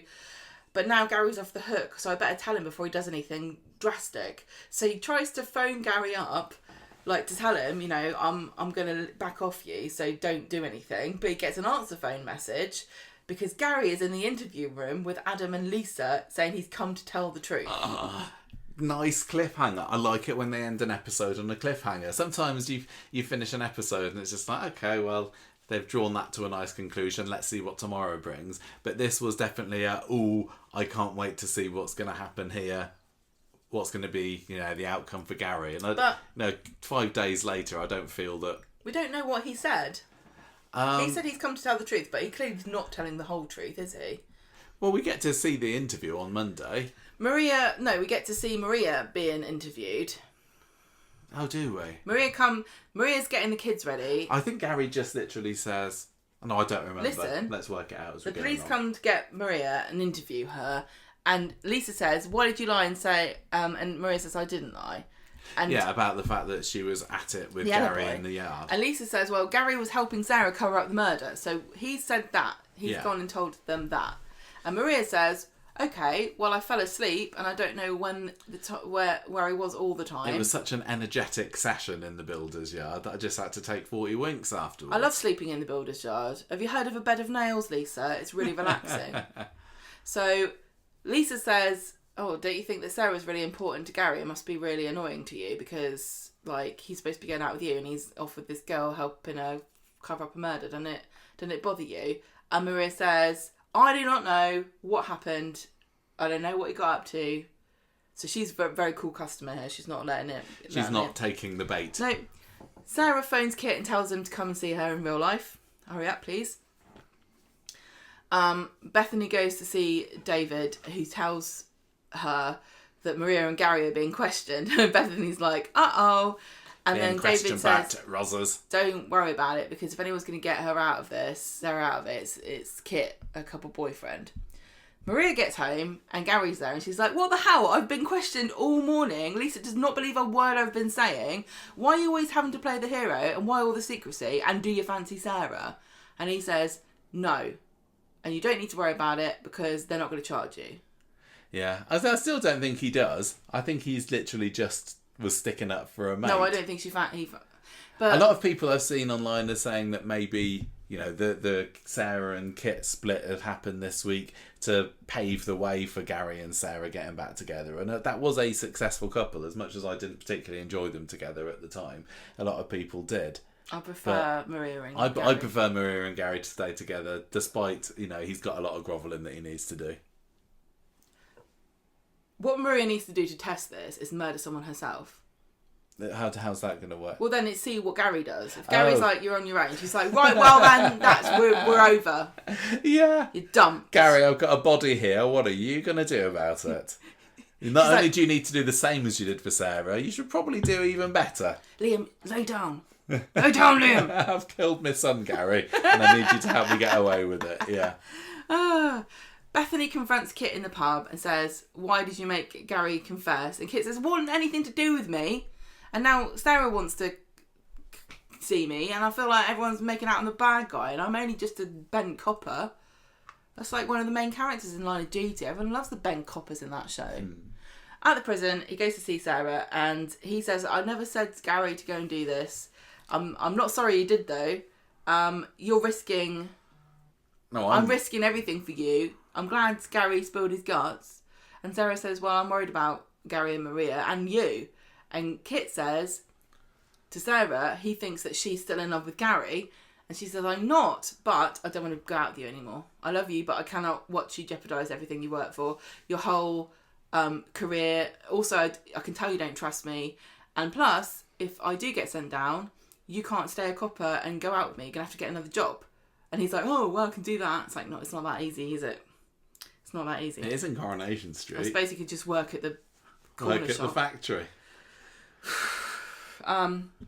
could work at the corner shop, and he could be like responsible for stacking the top shelf magazines, couldn't he? He'd probably love that. This one's got boobs on it. Do they even? I don't think they sell those anymore. I don't even know. When we were kids, there was always like all those magazines on the top with the little. Some of them had a little the silver wrapping around it, so you couldn't see all the details. I think people just go online now. Details. I hated that. It was horrible. Yeah, but there weren't any choking in there. I bet, was there? Probably was. You reckon? Thought that was a modern phenomena. Well, anyway,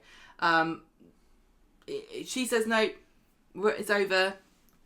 He's like, "I love you," and she just walks off. Did you foresee this split happening? No, I don't think I did. No, I didn't whatsoever. I don't know how much I care about it. What do you? I think I was starting to like the pair of them together, and like I said this week, he has probably stepped up with Harry. The thing is, I don't think that it's going to be permanent. I think they'll probably get back together again. This is the thing. When a couple split up in Corrie, I just don't care because I don't know if it's gonna next week they'll be back together again. Yeah, is it a dramatic breakup or is it a breakup from the heart? And it felt like this was a dramatic breakup here. Yeah, for a dramatic effect. But it did test him, and he passed. I'm going to say. Tuesday, Gary and Maria sit down for a chat with the boys, and they say, "You know that amazing holiday that we said we're going to go on? We're not going." They're like, "No." and Gary's got himself caught up in some business. Some nasty business. Those poor boys. They're probably what they're doing now is just being shipped off to Glenda's little big shots, and that's the best that they can hope for. How are they... That sucks. An Orlando holiday. I know. You don't go on those every year, do you? You know, some people do, but I don't imagine the citizens of Weatherfield that's a common summer holiday. Those poor kids. Just having it ripped away from them. They probably told all their friends at school as well. And now they're going to come back and they'll be like, "Oh, you're a liar, you're stupid. You said you were going to Florida and you're not." Yeah, I feel proper gutted for them. And Liam, because they say about he's getting his AS level results the next episode. We don't even get to see what he got. No one cares. It's not only not going on holiday, you're just being dropped from the show for the rest of the week, Liam. Sorry. Sucks to be you. But right. We're in a proper grown-up adult storyline you wouldn't understand. Wouldn't get it. So... Kit tries to talk to Maria outside the salon, but she is not in the mood to talk to him and says, get lost. And he keeps getting these mystery answer phone messages. Well, he tried to phone someone earlier in the episode, or earlier in the week, I think. And, he's getting messages. And they're referring to him as Christopher Green, aren't they? Yes. So it fits. We don't know who it is. And this was on Tuesday, and we're now on Friday, and we're still none the wiser about this. What are your theories there? Do you know who it is? No, I don't. No, I don't know who it is. You just gave me a look to say I can't say because I actually know. A therapist or something to do with money from a suddenly appearing dead relative. It could be. I've seen some people, is it a hospital? Is he going to be the latest that he's got, We've just been reviewing our records, Mr. Green. The reason that you're so tall is because you've got a giant tumour on the bottom of your feet, and that's lifting you an extra foot into the air. Or some people are saying that is this to do with him being investigated? Is this the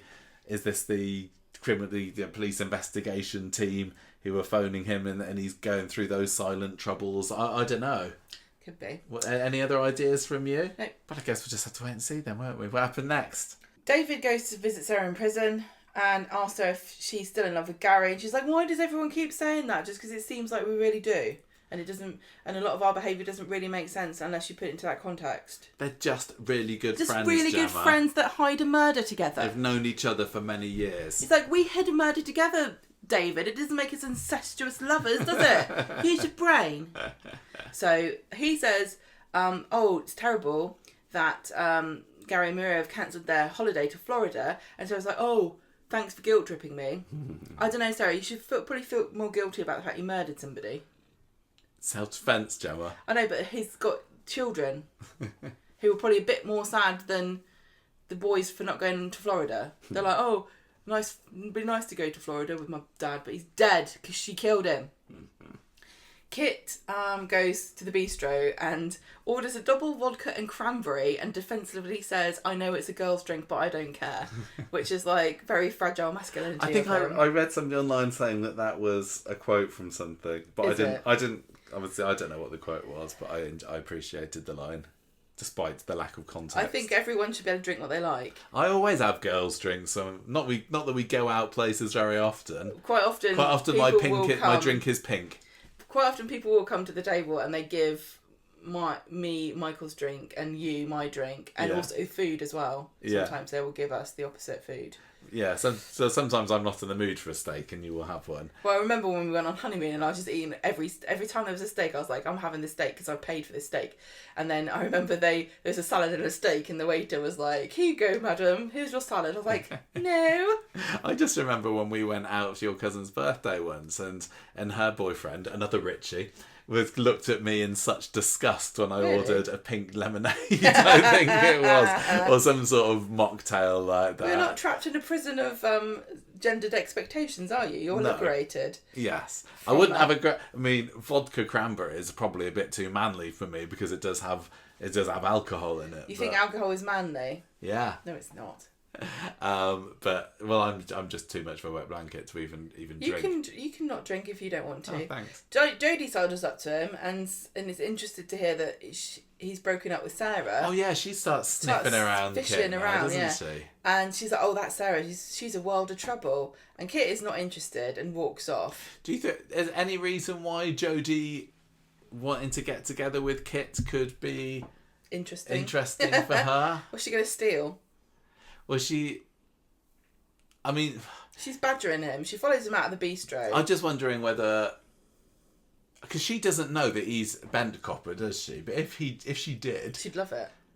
And then she was like, "I've got a gun here. Can you help me get rid of it? Because I don't know what I'm doing with it." No, she wouldn't. Might do. No, she loves having a gun. Why would you get rid of it?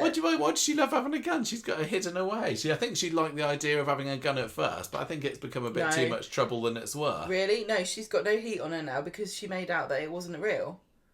No one suspects she's got a real gun. No, I know. Well, what's the problem then? I'd love a real gun. But you wouldn't be able to use it. Would you just like the knowledge that you had one? Yeah. Okay. But don't mess with me. It'd be like when Tracy says, and I'll murder you next. Maybe she just wants to go out with Kit because he is fit Kit. I think he got called like that 2-3 times in the dialogue this week. It feels like it's something that somebody needs to go through behind the scenes at Coronation Street came up with, or the fans came up with, that they're just inserting into the plot now. Everybody is using the same line. Yeah. Right. So he's like, "Do you want pizza?" And he's like, "No." So... Sorry, I didn't have a response to that. Goes back. Sorry for the silence. He boozes up in Victoria Gardens, goes home, and Bethany and David are there and going, "Oh, maybe Sarah will change her mind. Come back to number 8." And he says, "No, I don't want to." Gary is talking to Ben about all of this. I don't know why. It's all come out. Does everybody know that he was involved in this now then? I think to the point that he's just chatting with the landlord, and it's like, what a dilemma. Yeah, you got to put out your woes to the landlord. That's what their shoulders are there for, isn't it? And Ben isn't going, "This is weird. What do you mean you were involved in a murder?" He's like, "Well, I can see it's a bit of a dilemma. Yeah. Oh gosh, what a conundrum." Maria comes in and joins him, but she's still a bit mad at him. And Gary says, "Well, we're not going to break up over this. I'm not going to let it happen." And she says, "Do you know what? When you do something wrong, you should make amends for it." Go Maria, says Gemma. But there's no plan for it, is there? They just talk about Liam's results tomorrow and that they're going to take him out for a meal. Yeah, special meal at Bistro or Speed Daal. I mean, he's one step further than Tim because at least he's acknowledged that there is something he needs to make amends about. Mm-hmm. Right, so Kit is feeling sorry for himself. And he's going through deleting photos of him and Sarah off her phone. And then he phones back this person that he's had this mystery call from and says, "I got your message and I'll be there." When's that happening? What is it? Next week, presumably. Kit's been taking Harry out for football, and maybe that's what the mystery phone calls were. Just like, "Hello, Christopher Green, would you like to come to do football with my son?" You've registered some interest in a football club. I'll be there. So Bethany says, "Don't give Harry false hope. You're not going to be around much longer if you're going to break up with Sarah. So stop hanging." What a weird thing to say. Stop hanging around with this boy because you might as well just dump him in the dirt like all the other Coronation Street. I think she's just thinking practically. Well, who's going to... All right, Bethany, are you taking him to football? Well, yeah, I think she's kind of offering because she is a grown-up, isn't she? Well, they've all got jobs. Or does she? Yeah, she works. She's a nail girl, isn't she, at the salon? Oh, yeah, that's why Harry ends up there, doesn't he? Yeah, although it turns out quite useful that Kit's around later, but... Well, look, he says, "Look, Harry's no burden to me. I'm just trying to make things easy for him. So, shut up, Bethany." Yeah. So, Bethany's like, "No, I don't want you to spend time with each other. Come to the salon. Harry's going to come to the salon." Because that's not annoying at all, is it? Going to get your hair and nails done and there's a little boy there. He doesn't want to be there. He's doing a good job. Well, he's making tea, I suppose. And Glenda comes in and says, "Why don't you come to Little Big Shots?" So that... Because Bethany's like, "Oh, I was going to go on a date, but I can't because of this stupid kid." Every time, they'll bring up Little Big Shots maybe once every 8 months or so, won't they? And it's like, "Are you still doing that, Glenda?" I know, it's weird. It's just a little thing that Glenda does completely it's clearly no drama that goes on with it. Otherwise, we'd hear about it. There's no like rivalries or missed lines or no. But if you go along to the Coronation Street tour, I'm sure that the Big Shots signage is just up there all year, isn't it? It's like she's taken over the community centre just for no stories to go on with it. That's fine. I think they should drop it. No, well, whatever. So he goes to one session. And later on, Harry and Pizza are having Kit together. And Kit goes, oh, you like that little Big Shot so much, I've signed you up for summer school for the last week of the holiday. And he's like, what the hell are you talking about? I don't want to do that. I know, I'm not on the last week of my holidays. I liked it once, but I don't want to go for a week. You stick it. And then he flips all the pizza over and storms off. I really did enjoy Harry in Thursday's episode. I thought he gave a good little performance, and I know I was a little bit hesitant when they got rid of last Harry after about 6 appearances because I really enjoyed him. But actually, this Harry this week has been his best week so far. And the bit where he goes to the bistro later and tells Toya to stick her nose out of his business, it was brilliant. I really, really enjoyed him. But so is Kit doing this for the last week of the holidays because whatever this mysterious phone call is about is going to be something that's happening in the last week of the holidays? I don't know, but I assume that you would say this because he says, I've got stuff to do. I have a job.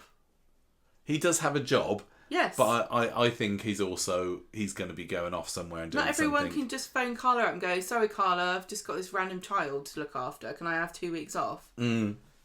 So, he doesn't like this.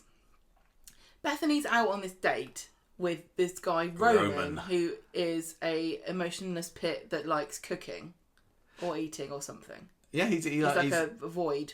I quite liked him. I think he had something going for him. They're talking about nothing, and then Harry storms in going, I don't want to go to summer school. And Kit comes in going, you're going to go to summer school whether you like it or not. And then Harry goes, well, you can't tell me what to do, you're not my dad. And then Toya comes over, and Harry's like, keep your beak out, Toya, you nosy bitch.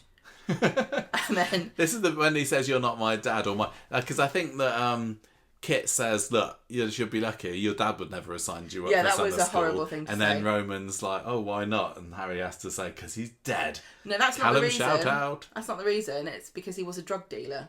Yeah. And he wasn't very, also he didn't know you. He didn't know you existed. So it's difficult to predict how he would have been as a dad. I feel like he's being maligned a little bit here by this storyline. And Roman should take this as a sign to never come back.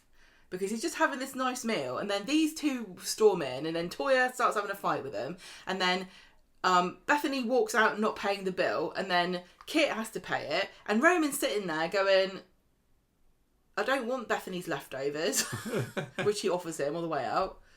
And that's the end of him. What, is he going to come back? I don't know. He felt like a bit of a one-episoder to me. On Friday, Sarah's on the phone to Harry going, look, be nice to Kit, I love you, etc. And then after the call, in comes Casey, who is an incredibly emotionally mature and insightful person for some reason. And she's like, you didn't buy her, did you? I thought that she was fine. No, her script was just like, She's the wise woman of Norcross Prison, Gemma. I don't imagine there are very many people in a prison who are as mature and insightful as this Casey. So it's... I've never been. It's quite... You don't end up in prison because you've made good decisions and a healthy place in your life, do you? She's like, hello, Sarah, I've read a self-help book. I can't believe you're besmirching prisoners. You're in there because you've had a difficult time.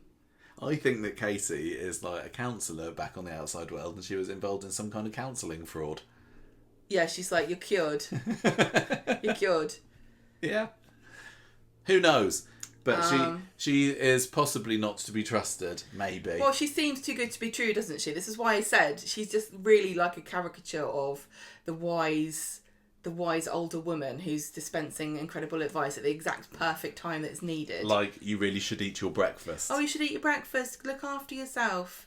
I'm gonna make sure that Kirsten, the horrible girl, is taken care of, and me and my mates are gonna look after you, and it's a good job that you split up with your boyfriend because going out with the cop is really difficult, and if you ever need any time, you need to focus on yourself in here. That's one thing I'd say about prison. It's a really good place to become emotionally mature and insightful, as I have. I've been in there for 50 years. Well, when Bethany comes looking around later to visit Sarah, she reckons that Casey's given her the funny look. Yeah, giving her the stink eye, isn't she? She's like, this woman's creepy. And Sarah says, no, she's really actually emotionally mature and insightful.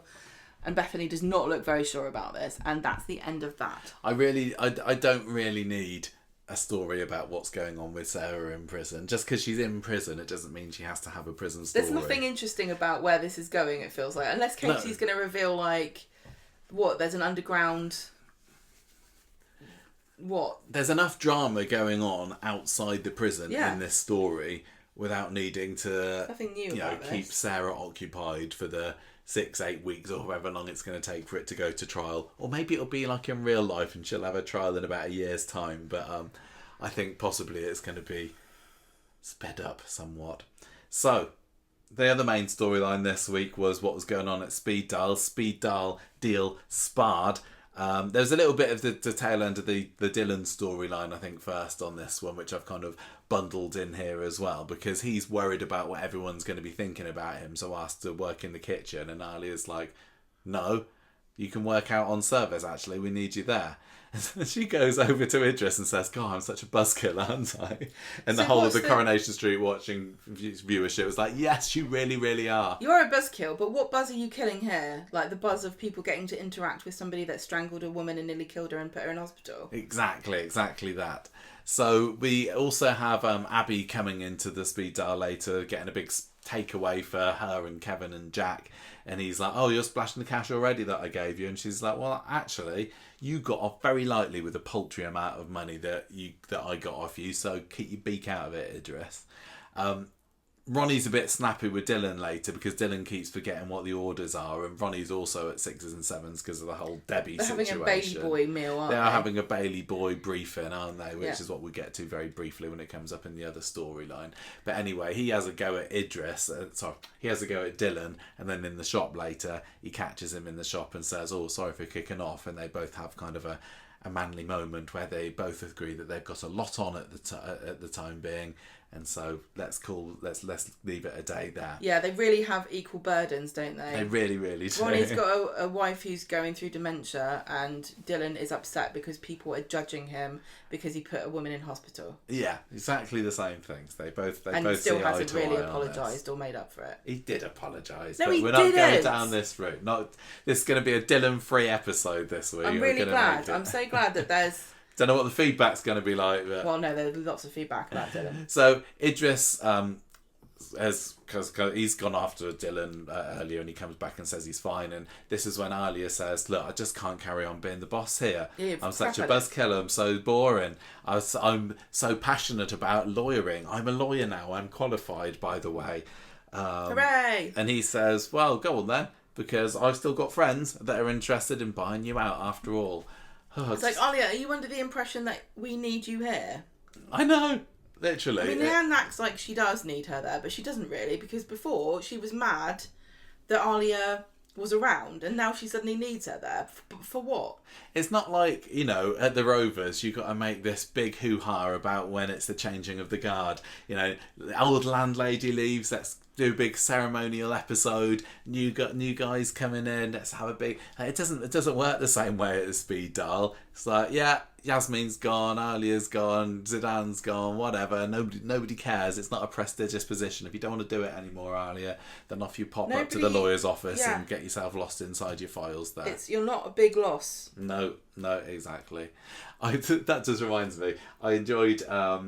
it was really nice actually seeing Maggie in today's episode as part of the small businessman group, and somebody had a line saying, "Oh, Carla's not here because she's got some filing to do," and Maggie said, "Oh, it's probably her nails." Well, that was a good one. I know, it was really lovely to see her again. I was like, oh, this is a great scene. It was nice to see her and see her with some peers, some non-Driscoll characters. Yeah. It was just lovely slotting her in just for those two scenes. It was interesting that Nick wasn't there, I suppose. I know. It's probably to do with the fact that at the end of the scene they had to all agree to have all their meetings at Speed Daal, and if Nick was there, was like, why not the bistro? They didn't invite Speed Daal or Bistro into this federation of business people. I guess it was only because Idris overheard it and stuck his oar in. Yes, that's very, very true. I don't know why they decided they weren't eligible. Nick's probably going to get in a huff next week when he realises he wasn't included. Yeah. But probably they don't want to invite him in because he's even more of a buzzkill than Alia. What about Roy? Roy wasn't there, was he? No, Roy wasn't there actually. Very good point. Catering, only alcohol. Then we had a couple of scenes with this on Monday. Adam says, "Oh, Alia, you've missed a deadline about sending me some paperwork. You really need to decide, Speed Daal or solicitors." So Alia announces, "Right, I'm selling up. This is the last straw. Putting it on the market. Anyone that wants it can have it." Leanne acts surprised about this, but they had a conversation about this before. Yeah, I know. I thought that as well. She says that Yasmin has put her in touch with somebody who might want to make an offer, and Idris is a bit disappointed by this because obviously he wants to get his claws into it. He should have said he didn't want it anymore then. I know. So this potential buyer, Gavin he's called, I think, comes around on Tuesday, likes the look of it, he likes the price, everything. But then when Idris is seeing him out afterwards, he says, "Well, Speed Daal's not for you." He doesn't really... He says there's several other interested parties, but this isn't for you. He's a bit of kind of bully boy tactics, isn't it? It's a bit of a I'm your landlord and I'm kicking you out of your flat sort of line he was using on Gavin. And, off you pop. And I don't think he came across as intimidating as he should have been. That then gave Gavin the response of I'm going to pull out. Like Gavin seemed to me the sort to say, "Screw you, I'm going to invest if you're telling." This didn't really make any sense because in real life, if Gavin is a canny businessman, he would think he's putting me off because this is a good deal and he wants it for himself. Yeah, it's obvious what was going on. Yeah, and for some reason he's like, "Oh, you intimidate me, I'm off." Yeah, why? Yeah, I know. Because the plot said. Well, Leanne's pleased with Idris for doing a good job with that anyway. Leanne's not pleased. Leanne all week is just smug. Every time she looks at Idris, she gets this really smug look on her face. Yeah, she's winding me up now. She's just really willfully blind about this. They're writing her like an idiot again. Yeah, Idris is clearly mega dodgy, isn't he? Why would she want to go out with this guy? Handsome. I don't get it. He does often present as a nice chap. She doesn't see all of the... secret. She gets told about it enough. Mm. Well, she's just. It's not so much that she's being dumb. It's that how smug she is about it. I just wonder with Idris. I think that they possibly are just going to go down the route of he's a bit of a Jack the Lad. He's a bit of a. I don't think they're properly making him into a villain. I think we're going to have to eventually accept that, he's just a bit of a chancer. He doesn't always play by the rules, but what a rogue he is. Yeah. And, sometimes with some characters in the past that's worked, but he's already done enough that makes me just, turn against it. If he's literally employing Brody to go and beat up... I know. Mike Baldwin never did that, did he? No, he didn't, no. He was a fine rogue to have on Coronation Street. Idris, I really don't get on with him. And so the prospect... I don't also get that he would really be that interested in investing in Speed Daal. Yeah, what's his he doesn't angle? come across as I've always wanted to run a backstreet Pakistani street food restaurant. Is it just the money side of it? He doesn't strike me as somebody who's sentimental. No. What, is he then to keep it in the family? Yeah. Absolutely not. I don't think he cares. He's cutthroat. And, Leanne's happy because she wants to get her hands on this. And I don't mind Leanne running it because she's been in the restaurant biz for the best part of 20 years, give or take a couple of other career divergences. So it's fine her getting it, but it just really, really winds me up. I'm... Yeah. Anything more to add to that? No. Thursdays. So, Toya, Leanne, Nick, they're all talking about the Speed Daal situation. Seems to have got around that Idris threatened Gavin. Like, nobody really cares that he did this to try and put him off. Yeah, well, no. Nick and Toya do. Oh, yeah, they do, actually. You're right. Yeah, Nick and Toya are saying, why are you going out with Idris? He's clearly a bit bonkers. And she says, oh no, he's lovely, he's great with Sam as well. What you need to do, Nick, is go and take him for a drink. So Nick and Idris are boozing it up later. No, she stitches Nick up. Yeah, she does. She's like, you will get on with him. Yeah. So go and have a drink with him. And Idris tells Nick later, well, this Gavin was offering 10 grand under the asking price. I was just doing Alia a favour, which is definitely a bit rich considering that he later on in the week offers 15 grand under the asking price. So he's just slimy. He's an utter slime ball. I think that Nick, now he knows this about 10 grand, he should call Idris out on it if he finds out exactly what he's offered. There's no reason for him to find out what Idris has offered. But yeah, I'm glad that he's got his number anyway, because nobody else seems to. Yeah, even Toya's like, well, he's won over Leanne and Sam, so he must be all right. Yeah. Which is a weird thing for her to say. I think that Nick and Fizz need to get together and say, we've got suspicions about people and nobody believes us. Yeah. Let's team up together. Yeah. Maybe. Call it the Cassandra Club. Yeah. Friday, Alia's rushing off to do some lawyer business somewhere, leaving Leanne a little bit frantic at Speed Daal because they got the very important meeting of the mini warts today, which is Weatherfield's new Small Traders Association. Which is great because this is like a proper blast from the past for the show, because they've had like 2 different, haven't they? They've had at least 2. They had warts and they had the square dealers, didn't they? Although the square dealers was a little bit more cultish. It was like the Masons, wasn't it? The square dealers was the Masons of Weatherfield. So that was the one that Ashley and... No, Fred Elliott was in there. Yeah. But it was, the few scenes that we saw at Square Dealers HQ was when Curly was getting inducted by, I think it was Eric Furman, and maybe it was Fred as well, or maybe it was Reg, I don't remember. And that was, weirdly Masonic. It was like, chants and... But warts, which I think that was last mentioned a few years ago when... Doesn't Audrey say that she's going to leave her money to warts after she pops her clogs because in tribute to Alf, and then the Platts got hacked off about that. But I Weatherfield Association of Retail Traders. Well done. Is this going to go anywhere, or is it just going to be a little thing that they'll mention, or was it nothing and just set up for today's episode? I don't really care because it was a really lovely scene. It was like the best thing that happened all week. Do you reckon all week? Yes. Wow. This is why this episode didn't get bobbins. I was going to get bobbins off me, but I gave it bog because I enjoyed this scene so much, because it felt like a harkening back to the glory days of Coronation Street. Well, even Rita was there. Yeah, Rita was there. Brian was there. Like I said, having Maggie and giving her something to do outside the 4 walls of the Rovers was very much appreciated. If this is a way to get these characters together semi-regularly, it was just great. Because it wasn't stupid issues. It wasn't like we're gathering together because,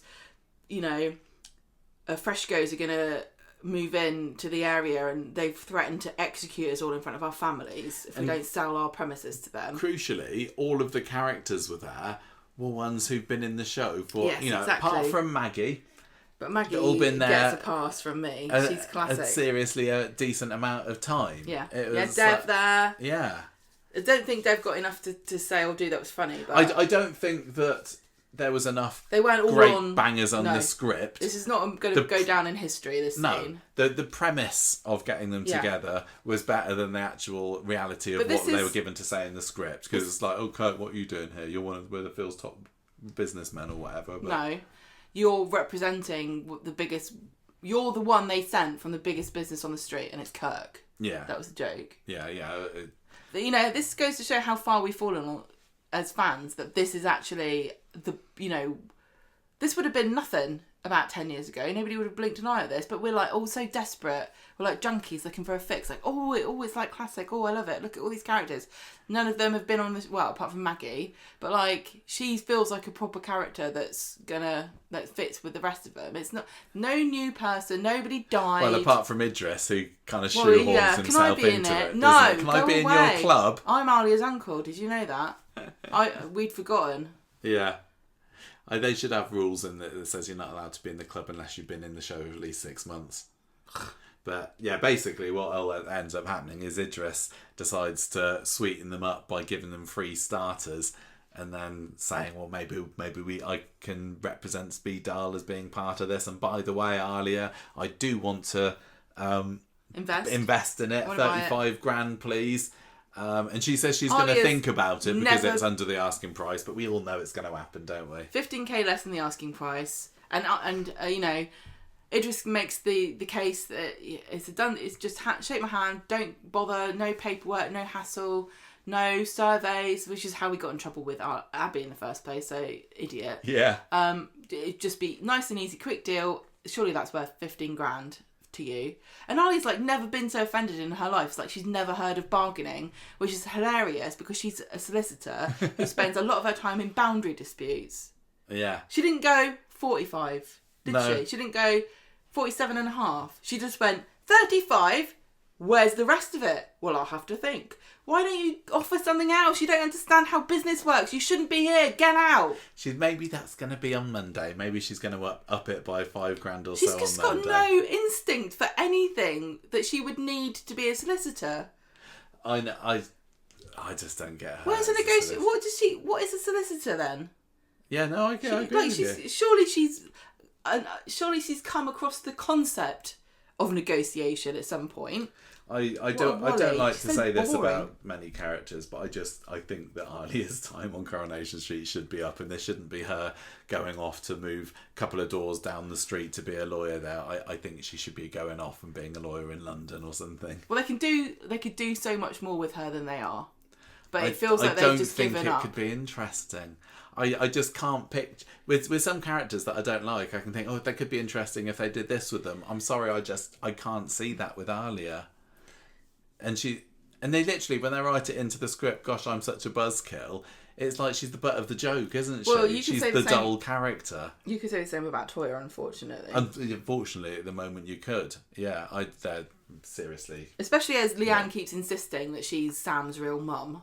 Yeah, I know. She doesn't even live with him. Right, let's whiz through the last few stories, which only had a couple of scenes in them. Hardly anything. I know. So, Sunday, this is when we get the Ronnie, this is the Debbie storyline. Ronnie's talking to Ed about feeling useless, and Ed says, I feel something more is going on, but Ronnie won't talk about it. So they go to Speed Daal, and Ronnie's like, now we've ordered our food, I'm going to tell you that about this assisted dying storyline that I'm involved with.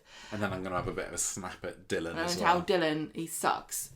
And then Ed and Michael chat about Ronnie in the pub, saying, we have to support him and help him make the right decisions, but it's not going to be easy.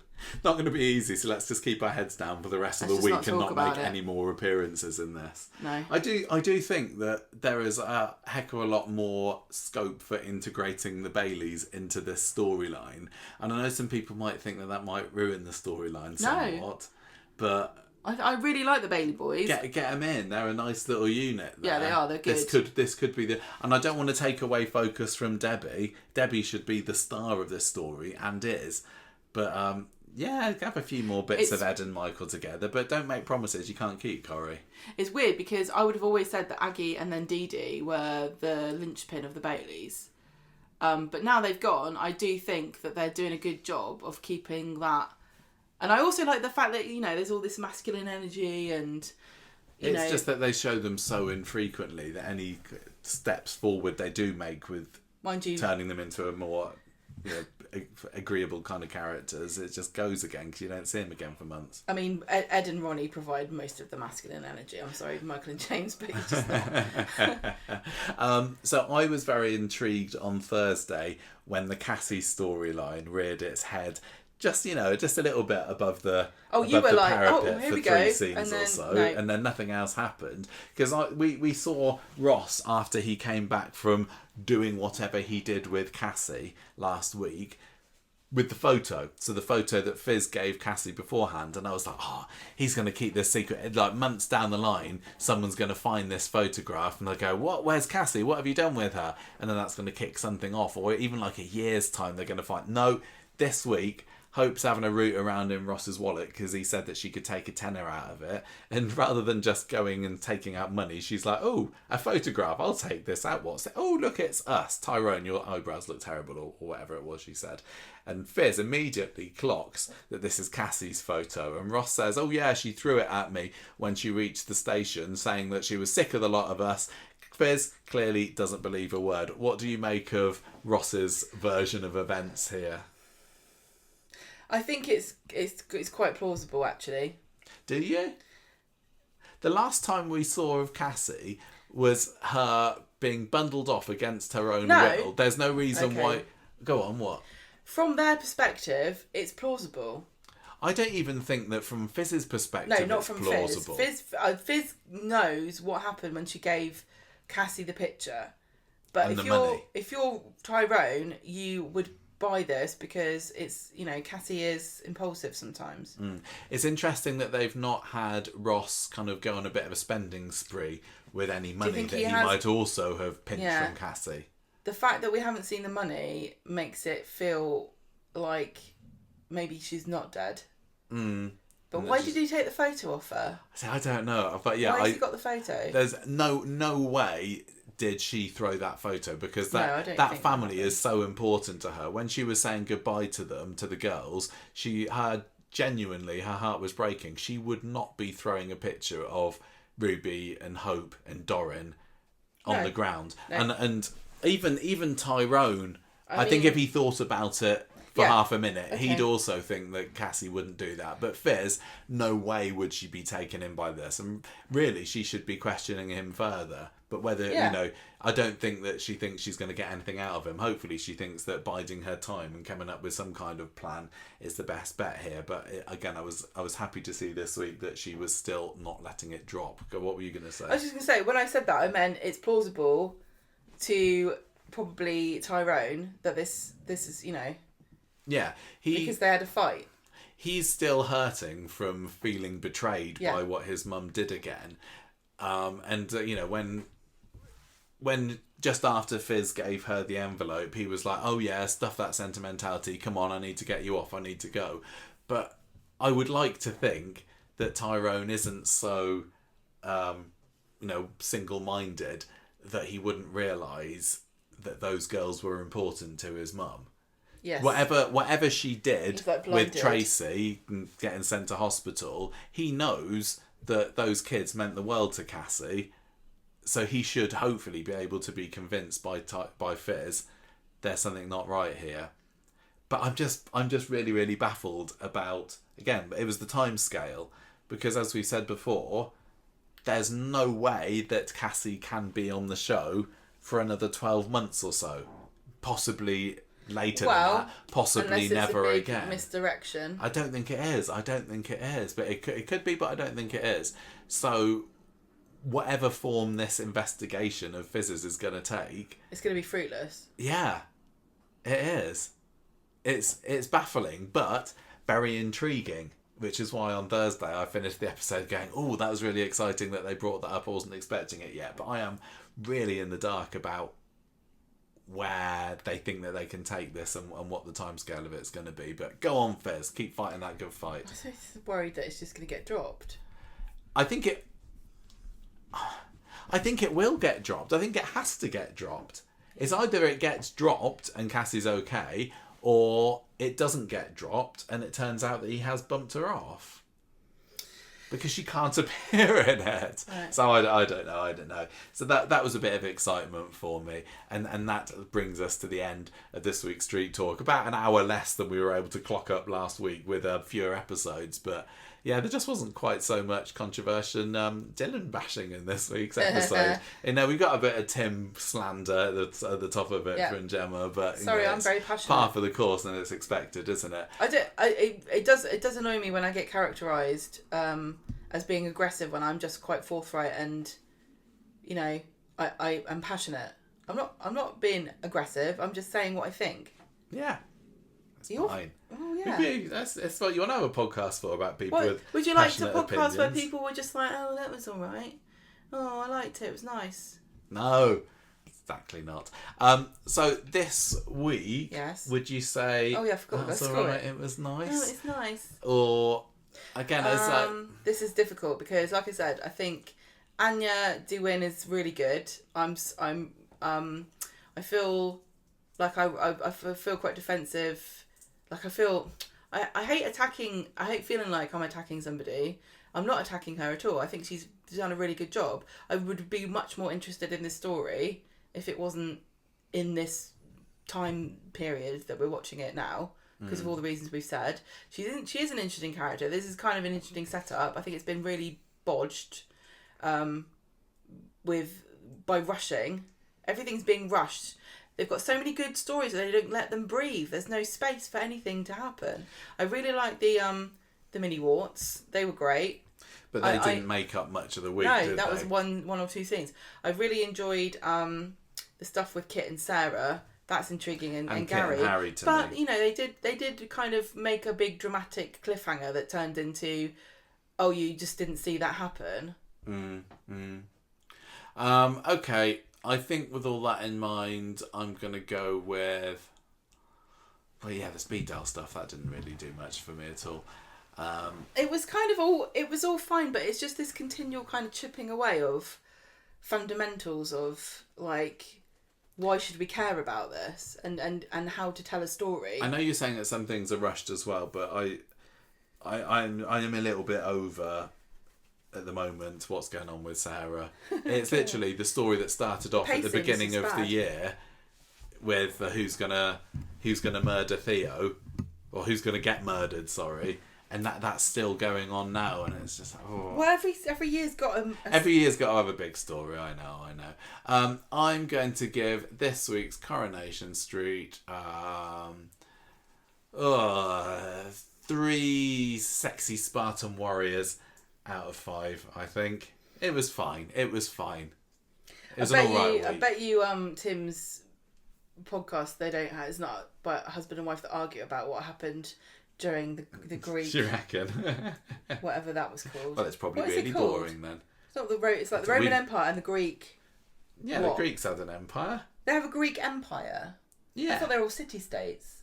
They're not really united by anything, are they? Well, they spread out. Alexander the Great spread out all over the place. We haven't decided against going to see the Odyssey at the cinema. We have to say. No, I have decided against it. Yeah, that's what I said. Oh, I thought you said you haven't. Yeah, one of our friends went and she said I wouldn't like it. Two of our friends went and said it was too long and boring. So yeah, we'll leave that until it comes on the TV.